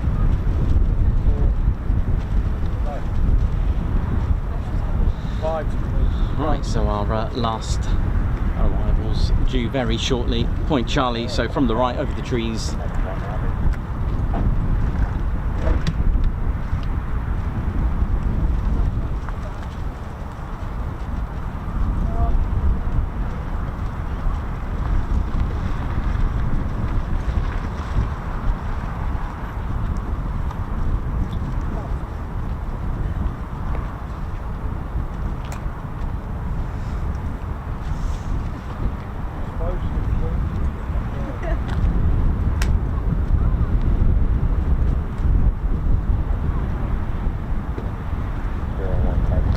Okay, here we go.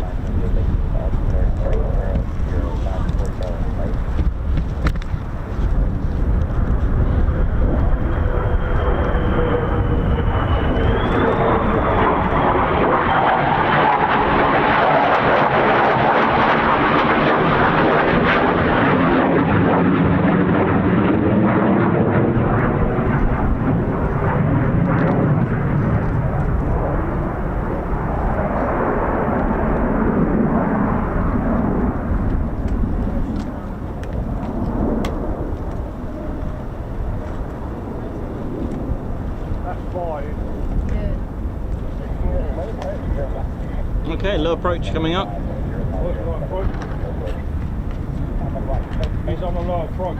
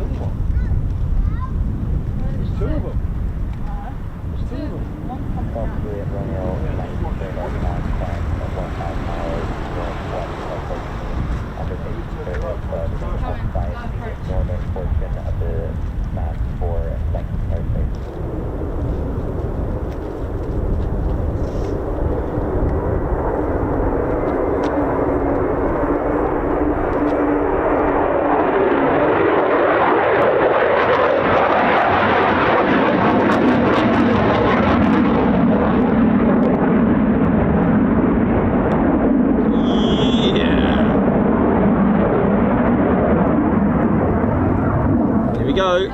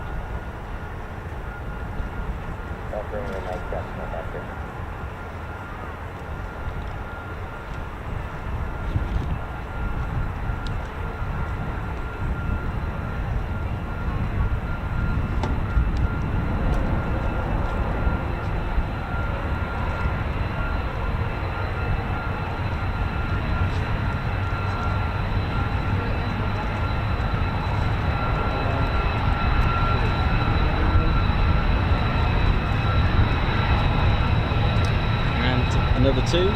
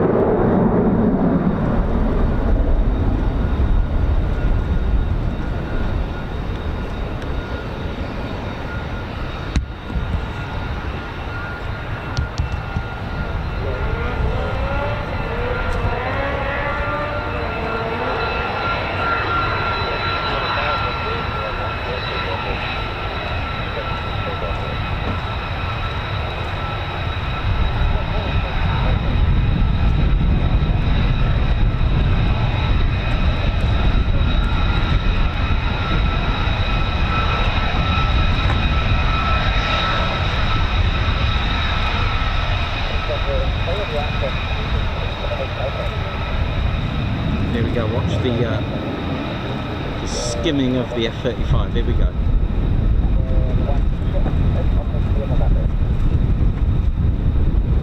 It should look quite cool from here. Yeah, go on, go on.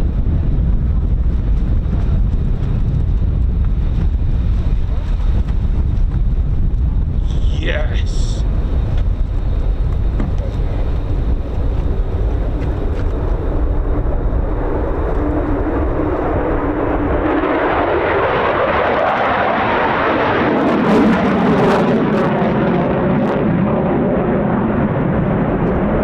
Satisfying. We're gonna get another one. Yeah. We are indeed.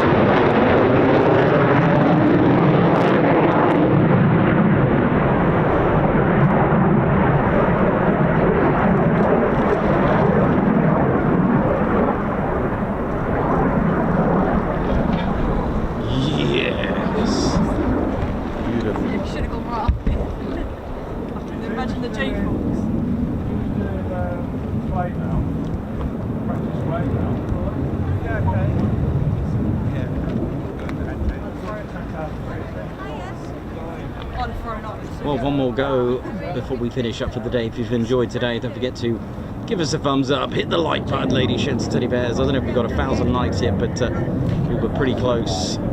Just a nice little landmark to aim for. It does push the views and does create a bit of a stir and gives the algorithm a bit of a tickle. If you enjoyed it, share it to other friends and family on your socials. Do hit the care button, spelled S-H-A-R-E, and it's always a, you know, proud moment for me when I see that you've shared it on social media. It's pretty cool. Thank you to all of those that have been sharing our streams, and there could be other, you know, aviation enthusiasts out there that have not come across our channel, and believe me, there are many.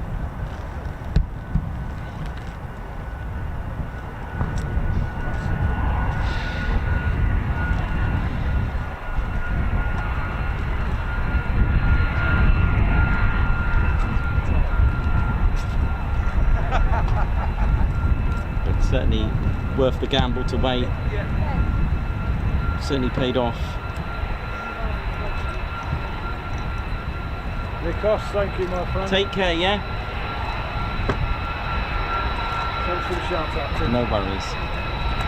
I'll go properly in that later, so. There we go.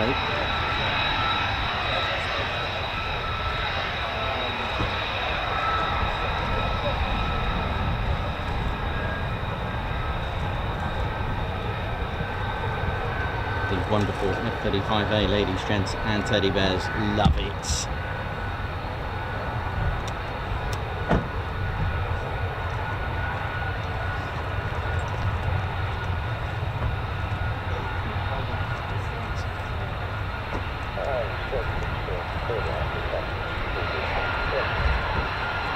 Our last one's been cleared to land as well.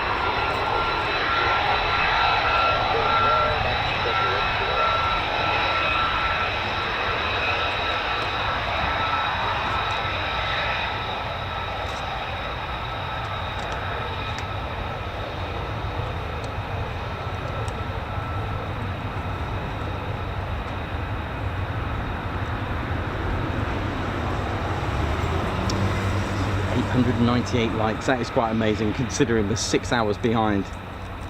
So thank you very much. You have all 1,000 likes. Wow, just like that. Thank you so much, all of you.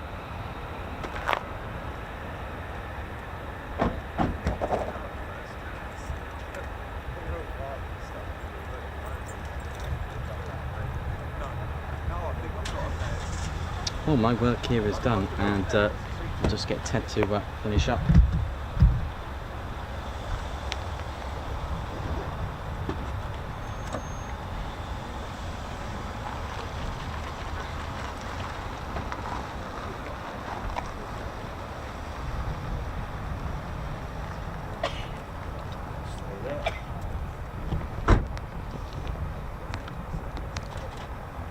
So thank you to Colin N9Z, Guards March. Thank you very much for the super. Thank you so much for that. Andrew Porter, thank you very much as well for the super chat. Guards March to you.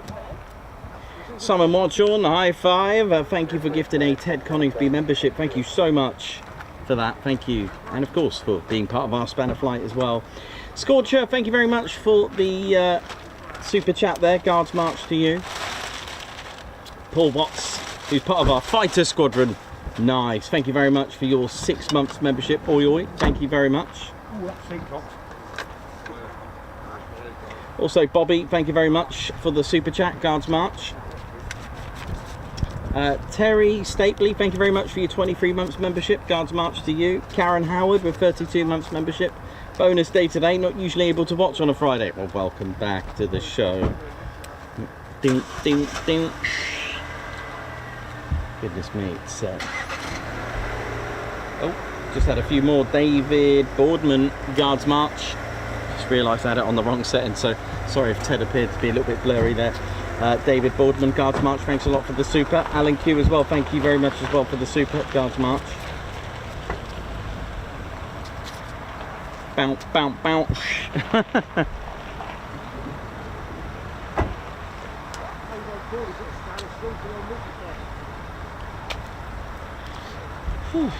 Right, I think that is us done, Ted. I think our work here is done, and it's been quite a fun little stream actually.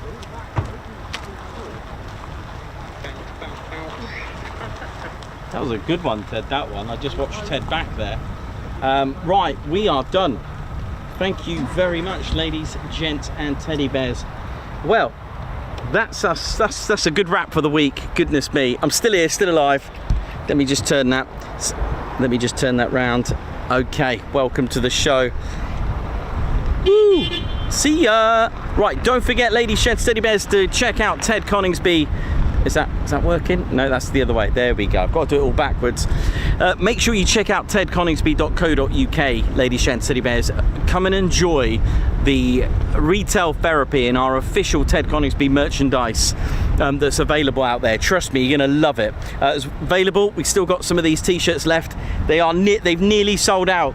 You got the call sign. They're available in white and also in navy blue. We've got various other t-shirts as well, and we've still got tickets to our Ted Coningsby party, about 35 left, I think it is. End of year party, 29th of November. We have live performances. We've got charity raffle and a charity and a raffle and charity auctions. You get yourself some amazing stuff, and we never promise it, even though they have come every year, VIPs as well. So it is an amazing time to come and be together under one roof, a little end of year party as well. It's amazing, it really is. Really, absolutely incredible. What a week as well. Unfortunately, I'm not back on Monday. I've got to go and see what's going on here, unfortunately. So my camera hasn't been the best today, unfortunately, but it's better than nothing. And I'll see what's going on with that as well, sadly. That's Monday, so won't be a stream on Monday while I'm getting fixed up to see what's going on. But it doesn't matter, it's life, isn't it? Luckily, I've got a spare, right? But there's only one Ted at the end of the day, and here he is just putting his beret on one more time. If you've enjoyed everything for the week, those that are new, don't forget, I know it sounds like a full-on YouTube spiel and a pitch, but honestly, if you don't want to miss out, hit the notification bell button. You won't miss out, and that way you should get a notification as well. Hitting the like button, that helps with getting our views out there. So the idea is that if subscribers like what they see, then it could be something worth watching to other viewers as well, to get a recommendation that way. Subscribing really helps push our exposure out there as well, so thank you to all those that subscribe. And just one more thing as well, for those who'd like to support the channel, it really means a lot if you come and join us as a member. If you click join, it's not about just, you know, here's some funds, here's some money, Nikos, to the channel. It does a lot more than that. Running a van, you know, just wear and tear costs a lot of money, especially gas these days, right? So diesel that this takes costs quite a bit to run. You know, I got insurance, there's all these other bits and stuff, and all that helps me keep going and keep flowing, keeping the stream, keeping the dream, that kind of thing. But don't worry, you do get loads of stuff back. We got 3 levels of membership on our Ted Coningsby membership through YouTube. It's all done through YouTube, or aka Google, in that respect. It's all done through YouTube and Google. And you get perks, you'll get members only videos, you'll get members only live streams, you can get access to our members only Discord server, again looked after by our very own Spanner Flight as well. Loads of little extra tiny perks. And another thing, to give you something back, we give you discount. Members only get discount on our merchandise with various discount codes and lots of discount percentage, that kind of thing.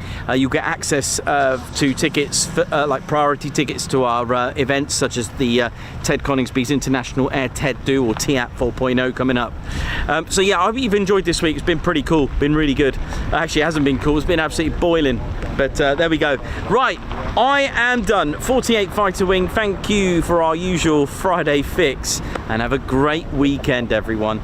And of course, our members and viewers, thank you so much for supporting the channel and tuning in. So that's it then, for the last time for the week. I know, my name's Nikos, I've been your cameraman, historian and commentator. This is Squadron Leader Ted Coningsby. You've been watching the Ted Coningsby channel live here at RAF Lakenheath. So for the last time for the week, it is see you soon, wish you well, see ya. Ted, come on mate. Ted, come on. Ted, I've got salmon. If you're interested in membership before I go, there'll be a video just now. Hang tight.